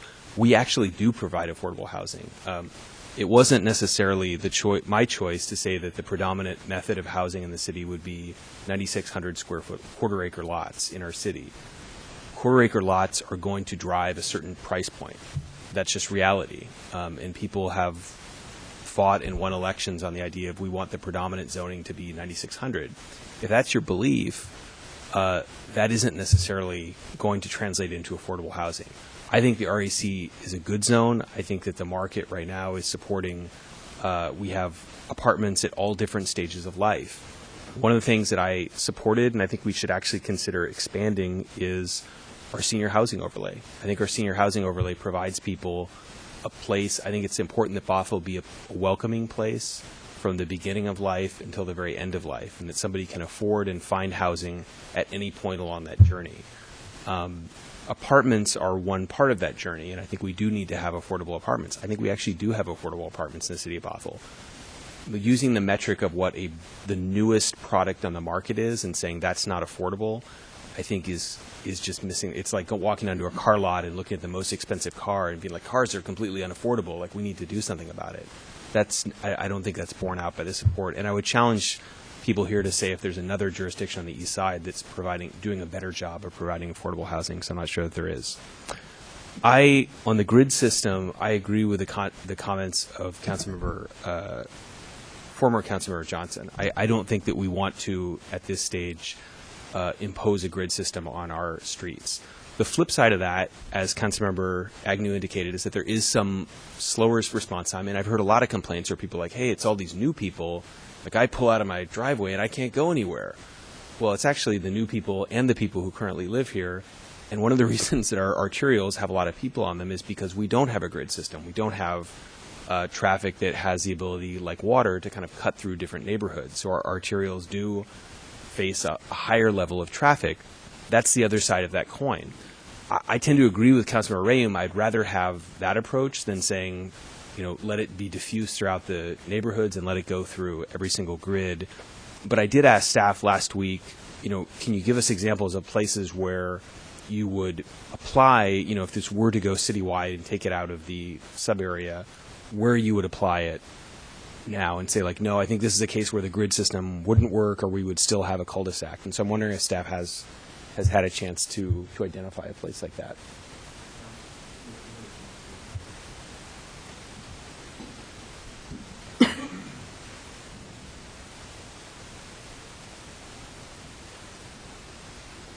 I'm bringing back some of the examples that I did show last time. I think it helps. Yeah. So, one thing I wanted to clarify is that what's being proposed isn't imposing a grid system on Bothell. It's merely removing some impediments to allowing adjacent developments to connect each other, to allow neighborhood connectivity. That doesn't necessarily create a grid system, and we've retained language that would give us the opportunity to analyze on a case-by-case basis developments and avoid situations where we truly are creating cut-through traffic. So here's the Shelton Estates example that I brought you last week, and that Mike Johnson commented to today, and in his letters. So this is the example that was provided where we did create this connection for emergency vehicles, but due to input from the fire marshal at that time, once it was built, the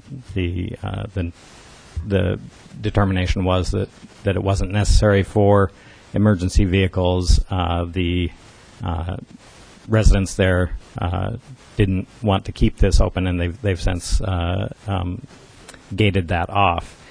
But the reason is that.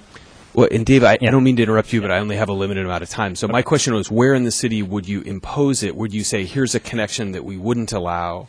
Well, so under the new, we still would have the ability to not allow a direct connection through here, but We could use other techniques like traffic calming, different configuration of streets to provide a more circuitous connection. Okay. And as might happen here, if this street was connected through, it wouldn't necessarily be a direct connection, but it would still provide that. Thank you. I appreciate that. With respect to accessory dwelling units, I have the opposite concern. I actually think I think accessory dwelling units are something that we need to have in our community. I think we need to have the ability for people who have children with disabilities to have those children live in their home or live in their property as they go older. I think people are taking their parents into their homes. I think the language that we have, if anything, is too restrictive, and I think we need to make it more inclusive of accessory dwelling units. I think that's something that is a good thing in our community, and as our society ages and as, unfortunately, more children are afflicted with disabilities, it's something that we need to have. I think it's a great pressure valve in terms of people and their families who then don't have to have a loved one move out of their house. On the wetlands mitigation banking, I think that's something that's a great idea. I think it's something, particularly in the Wayne Golf Course, that would be a fantastic use to be able to have that in our community, and I'd like to see that language strengthened in the comp plan. It was mentioned that we had they wanted to strengthen the penalties on historic structures that were being taken down. I'd like to see what we do as a community when people make unpermitted changes along the Sammamish River. When people take something that's right immediately up against the river and without a permit, completely destroy it, completely rip it apart without any permission from the city. Because when we talk about environmentalism, we're oftentimes focused on commercial developers or a business or how they treat it. But I think when you have an individual who knows what the law is, know what the rules are, and comes into the Sammamish River and just rips it up and just destroys it, I think there needs to be some accountability for that as well. So I'm frankly less concerned about something that somebody ultimately has the right to do if they're going to be taking down a structure where you say, hey, you need to take some pictures of a structure, you need to do that. I'm more concerned when somebody takes an action that is irreversible, that is unpermitted, and that is completely violative of the laws that we have in the city of Bothell. And I think if we're talking about the environment, it has to be consistent. You can't come out and say, I love the Sammamish River, but when it comes to my house, and when it comes to my yard, I'm just going to take a backhoe to it and then ask for a permit after the fact. That's garbage. And I think we need to have stronger language in here to really protect the river from people who take that position. Finally, I want to have a policy in terms of a balance between the Snohomish County and the King County portion of our city, because what I've identified, nobody can contradict. We spend the overwhelming majority of our money in the King County portion of our city. They get the overwhelming acreage in terms of parks, and that's something that has been true for many years, and unfortunately it's only gotten truer more recently.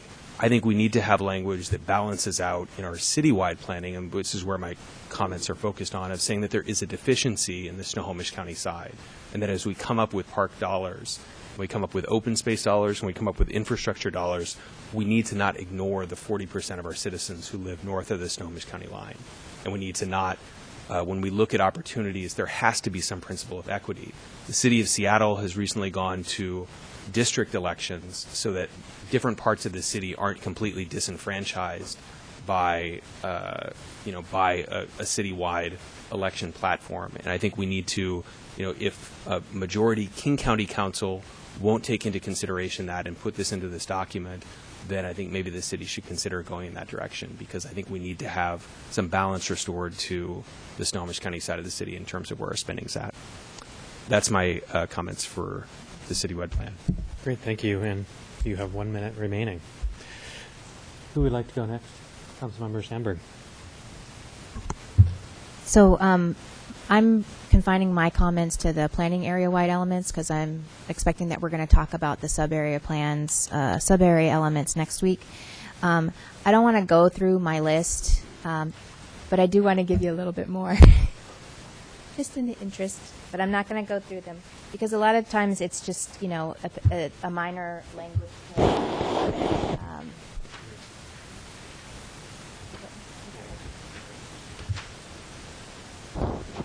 before I forget, and I'll email these to staff. So I wanted to address, first of all, what we've heard from the community. And the one issue that we've heard about is retaining the language in all of the sub-area elements regarding discouraging cut-through traffic. And so I support retaining that language. I think that is a community vision that's been expressed, and I think that it would be helpful if tonight we came to some kind of general consensus about whether we're going to leave that language in, because if we're considering striking the language as the Planning Commission recommends, I think our audience will be a lot bigger. So I think we can allay a lot of fears and concerns if we give general. We like having a that. big audience. There's nothing wrong with it. Well, that's true. We do like a big audience. So anyway, I support retaining that language, and I hope that we can give the community direction on that. In the natural environment element, I have some questions that I presented to you already, but I looked through the public comment exhibits, and we received a letter regarding specific policy changes to the natural environment. And so one of the wording changes was to retain the language of NEP 8, and that is on page 61 of our first agenda packet. And so that would have been April 21st, the big packet. And that is what was struck was language specifically for the Sammamish River and for North Creek. And so I think that I would like us to retain that language. And then this exhibit goes on to make other suggestions to the wordings in any policy 13 and 14. I think 14 is to retain the existing language. And then there was a change to NEP 30. So maybe staff can just, because we didn't get this particular exhibit. We got the summary of all the exhibits. Which exhibit are you referring to? You know what? I don't see a number on it. But I'll give it to you. I'll show it to you, and thanks. you'll probably notice it. You're talking about MP 30 still? Yes, NEP 30, which was, so the wording that this citizen suggested was encourage and or require revegetation and enhancement of riparian buffers where existing buffer vegetation is inadequate to restore wetland and stream function. So it's in there. So it's from James McNeil, and there's no and it was comments to preliminary Planning Commission recommendation dated April 9th, 2014. Was that distributed to all of council, or? No. So what we got was just a spreadsheet that said exhibit name, exhibit number, and then the person, and then their general comment. That's what we got in our April 21st packet. And then you have to, yes, that one. And so I went and I looked at that. All those written comments. And so I pulled out the ones that were planning area-wide suggestions. And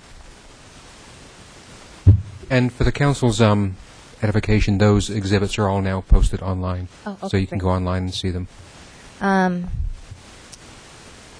So that's for the natural environment element, in addition to what I've already provided. And I guess I will have to take a look at what the staff's response is, and we'll all have to take a look at the staff response. But I don't know how you want to handle my comments. Do you want to just say no, yes, check the ones that you like and blind through the ones you don't and give them to staff, and then they can compile them? It just seems like a lot of time to go through them one by one and ask, is it yay or nay? When some of them are what I perceive to be minor. I think if any changes need to be made to the document, it's something that you put forward, and we would agree on each line as you present them.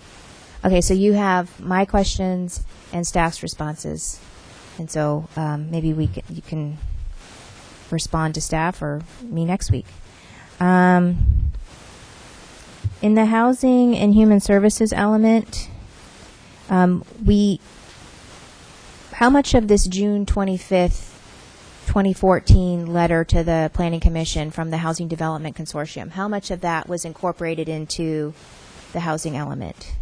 We've provided a response to that question in the document, but in order to give you a verbal response now, I think I'm going to ask Mike Stanger to come up from Arch. Okay, we'll wait to the end. Okay. But I'll put that into my...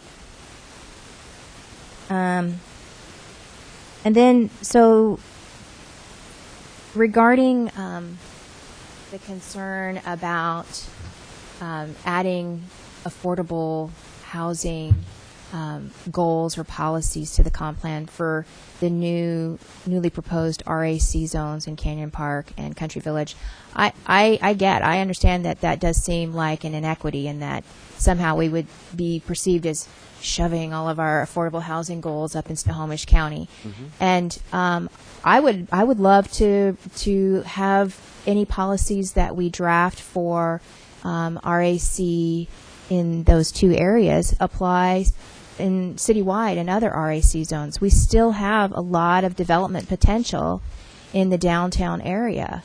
And so I agree. I don't think we should just require it in one area. I think we have the opportunity to require it citywide. And I honestly don't know what those affordable housing goals or policies are going to look like. I mean, they might be very generic. And so I look forward to seeing what Arch provides us. And I'm also concerned about the lack of amenities in Snohomish County. And if we can provide, if there's specific language that that addresses our acknowledgement that that amenities in Snohomish County lag behind King County, I would be supportive of that language. And that was one of the reasons why I wanted to include in the RAC zone, the two new RAC zones, provision for park space, especially active park space. I mean, when I look at the North Creek Business Park, so what's in King County, when they developed, they provided not just their roads and utilities, and I believe they provided that all themselves. They also provided 4 ball fields.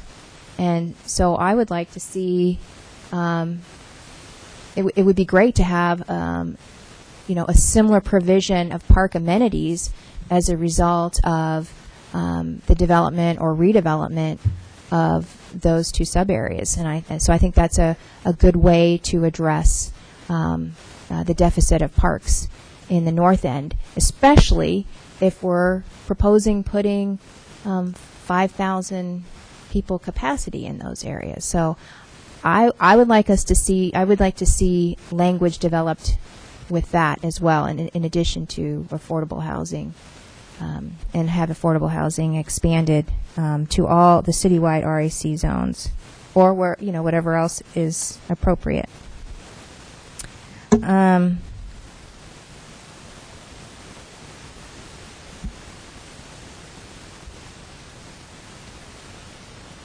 So in our transportation element, we have 7 corridors. What are they called? What are the names of those corridors? They're like the concurrency corridors. They're concurrency corridors, and we've heard a lot especially in the Wayneta Valley, about how 100th Avenue and Wayneta Way has significant transportation issues. And, I think it's interesting. I don't know how things get put into that corridor list, that top 7 list, but there are a lot of corridors in this city that I think if people looked, they would see, hey, well, or they'd think, hey, why isn't my street, why isn't my arterial on that list? And so I don't know I don't think the comprehensive plan is the place to remedy that. Is it? Is it more the transportation improvement plan or program? Or I'm going to defer that to Mr. Morikawa. Okay.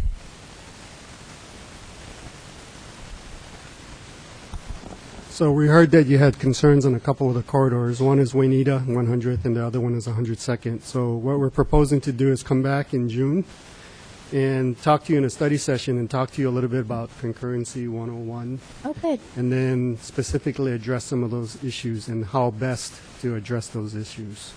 Likely, we would recommend concurrency. Just slapping it into a corridor system probably wouldn't address specific issues that may be concerning those corridors. So we want to talk about that whole thing so that we can, when we move forward, we actually would address those issues rather than just putting it on as a corridor.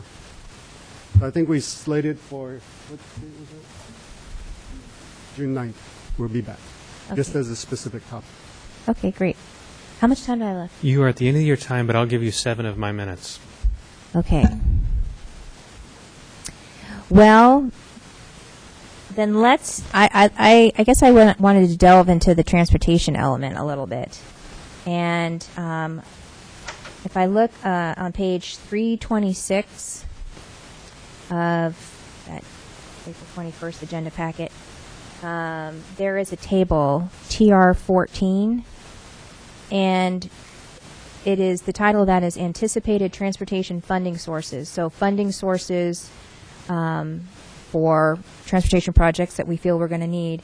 And they break it down into local, which are city dollars, mitigation, which would be, for example, from traffic impact fees, state and local input, grants, state from other state and federal grants, new taxes and fees. And I was curious, what was the source of the data in that table? Because the old language, for example, shows that we were going to, the city funding source was in old dollars, 23 million, and now it's 95 million. And I'm just, I'd love to know that we have 95 million, but so I can see you're scratching your chin, so maybe I'll just provide that question later. Well, that was one of your questions that we answered, actually, in your packet. Okay. And then there's, we have removed a lot of the language regarding commercial vehicle use on local streets. I think the note box indicated that that wasn't a problem. And so, for example, on page 330, we have crossed out or struck language. TRP8, develop an ordinance which prohibits commercial truck traffic through on residential collectors and through residential local access streets. And then there's an action that's also deleted, and I would like to see that language retained because I think we are seeing commercial traffic on our local roads. I know on Brickyard, we experience it daily. A citizen complained about commercial truck traffic on 88th Avenue. So I think we still have those concerns. We still need to have a action language that says to to install signage where appropriate. And I'm concerned that with the tolling of 405, that we are going to see a lot more traffic. And I can tell you that what happens on Brickyard is that they, the big trucks should be using the interstate, but the intersection in Woodinville is so horrible to navigate that they just exit at 160th, shoot down Brickyard, and then go Riverside out to Woodinville. So, so I think the traffic is, finds a way, the path of least resistance, and I'm concerned that with tolling on 405, we're going to see more of that, and so I don't want to remove that protective language.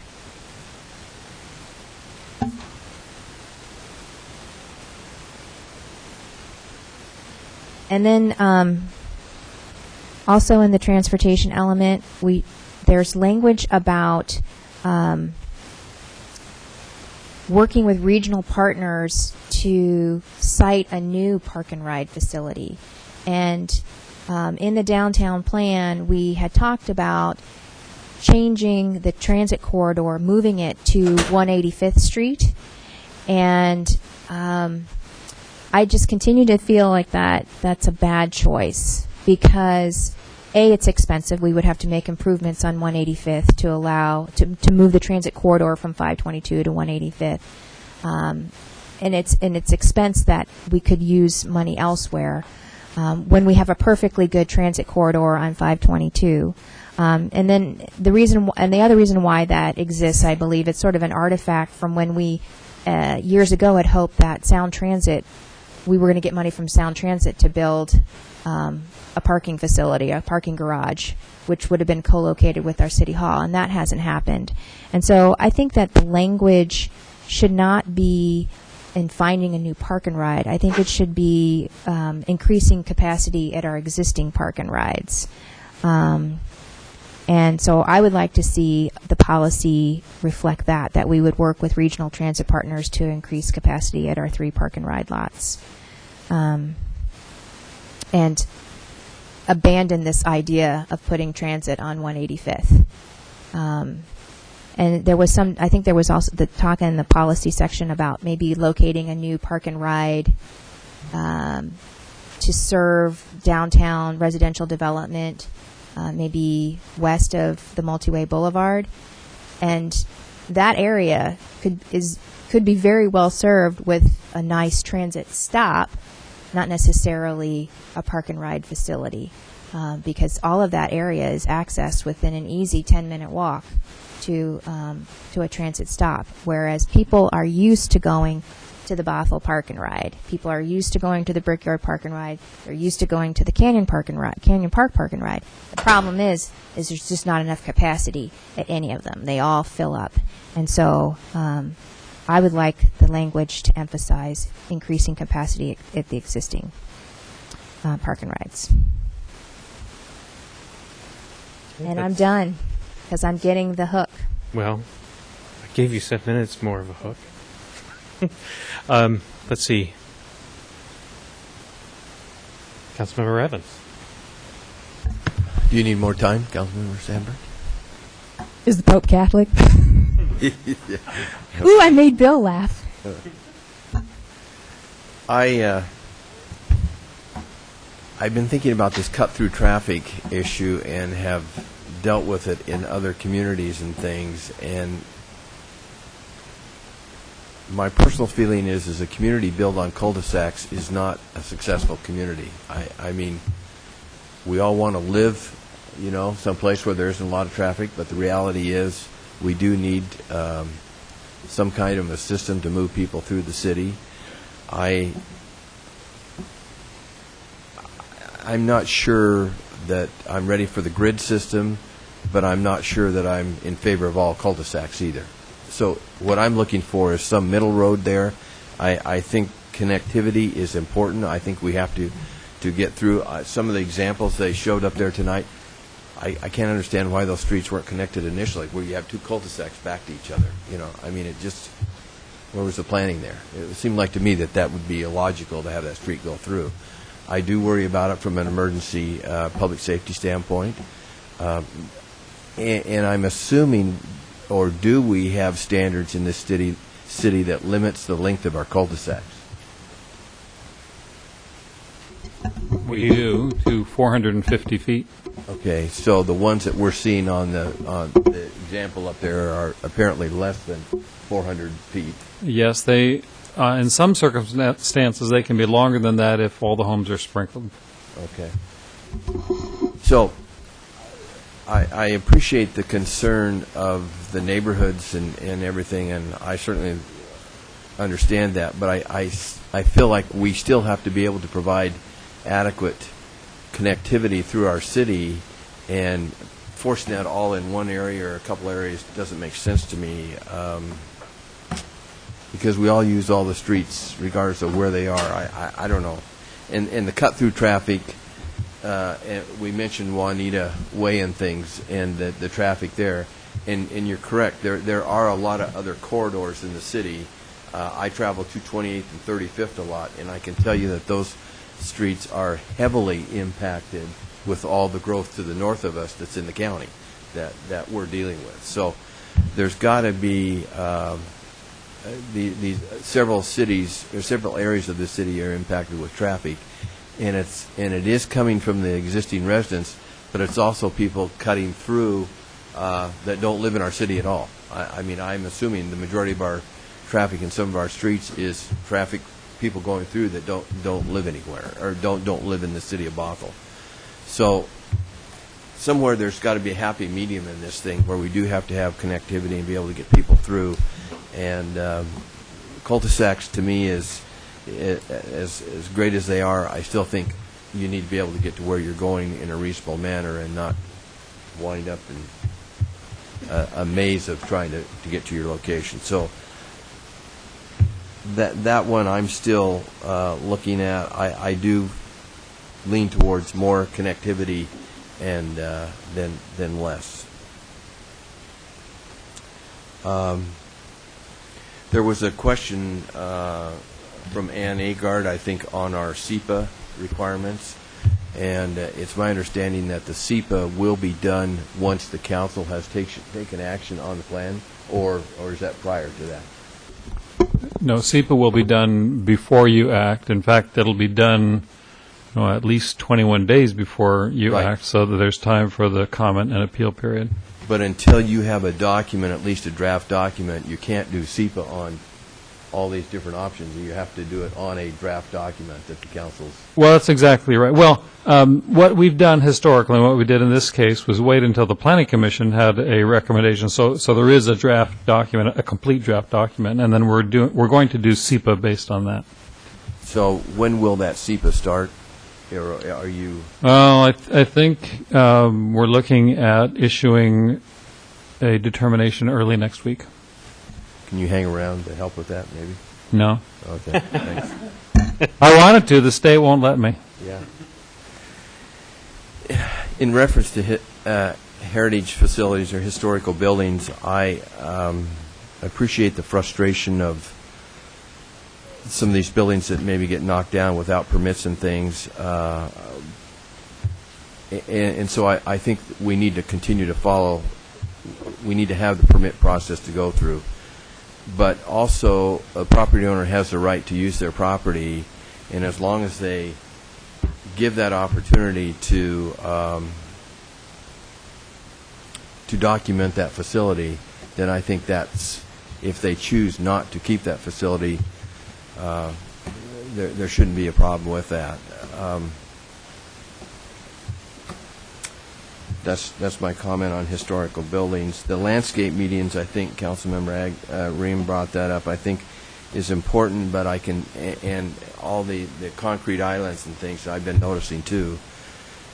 But I can tell you that, as you know, the landscape islands that we do have in the middle of the right-of-way, and I'm sure the maintenance department can tell us, are very subject to constant damage with vehicles going through and tearing up the irrigation system and knocking out plants and that type of thing. So, again, if we can standardize these medians to make them look relatively pretty, then I think that's important.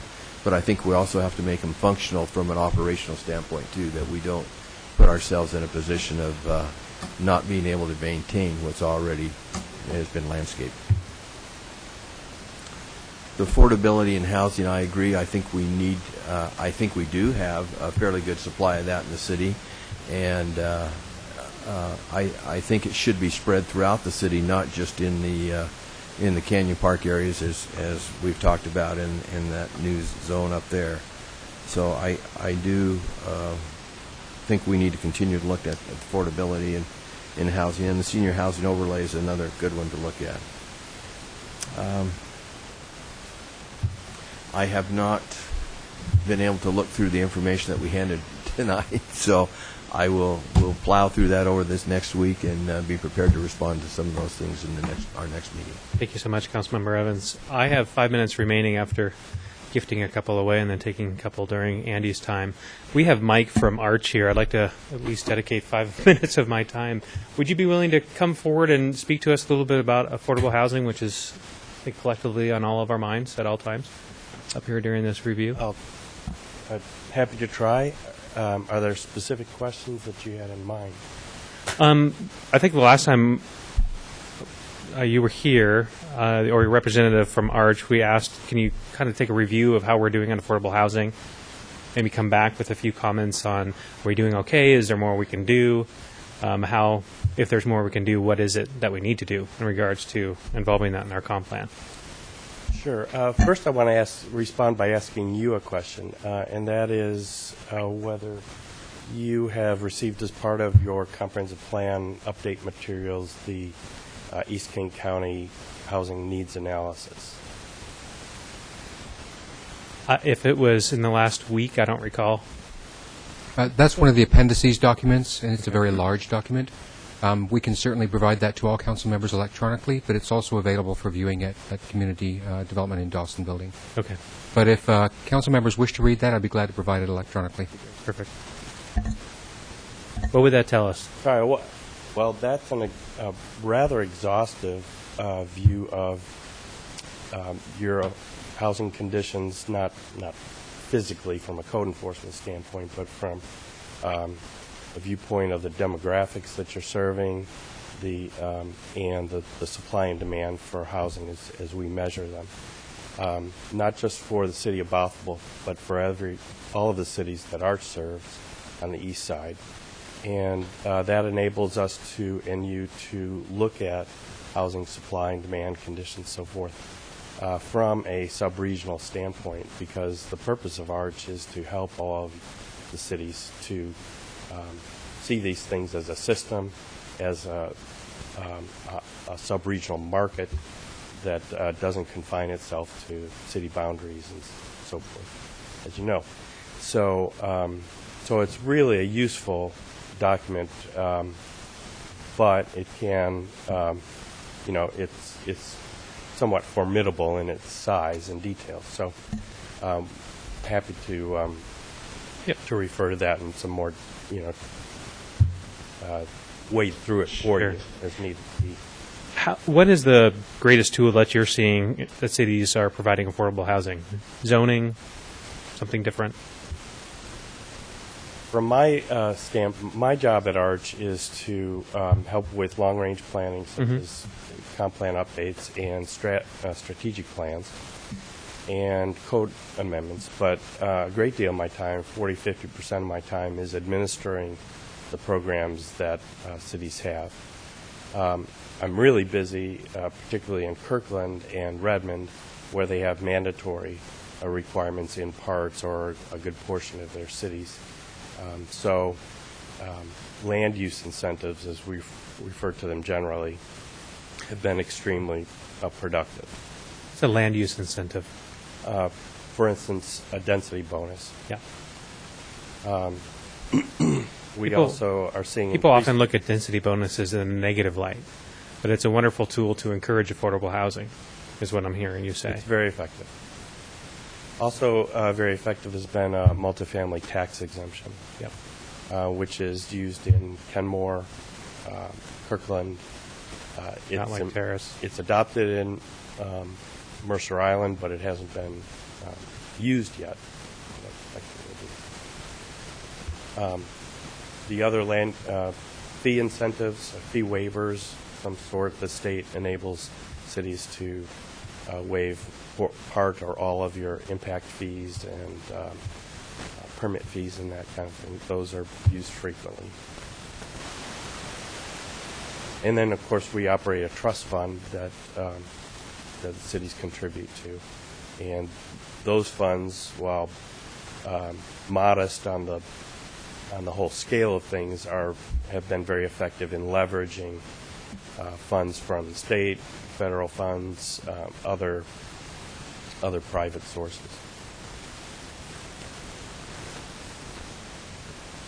Anybody questions? That was my 5 minutes, but maybe we can take 2 more if anybody wants to ask just one question. Yeah, Tris, if you want to.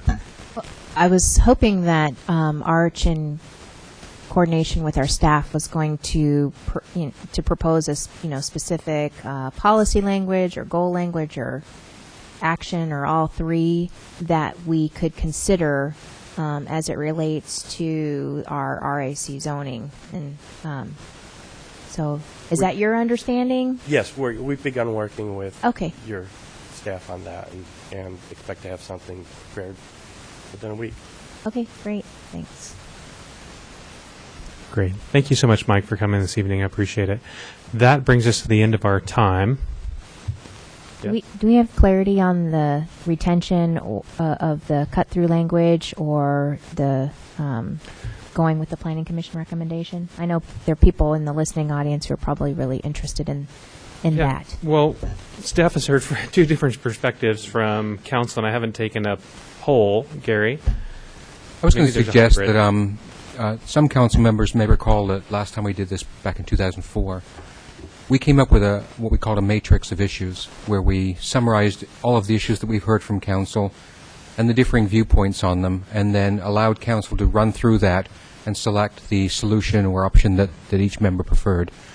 We would be glad to pull that together for you, probably not for next week, but certainly for the week after. That would allow you to focus on the sub-area plans next week, and then we could run through that matrix of issues for the planning area-wide elements on the following meeting if you would like to do that. Great. Thank you. Just a suggestion. So we need a motion. Yeah, Mr. Mayor, I would move that we continue this public hearing to May 19th. We have a motion and a second. Any discussion? All in favor, say aye. Aye. Any opposed? No. So that will conclude the matter for now. And then I wanted to add an item to our executive session of a matter of enforcement of the protocol manual. Okay. And I need an extension to the meeting until 10:30 for executive session. So moved. Any discussion? All in favor, say aye. Any opposed? No. So we'll be going into executive session for personal matters and reviewing the protocol manual. Thank you. Oh, wow. Thank you.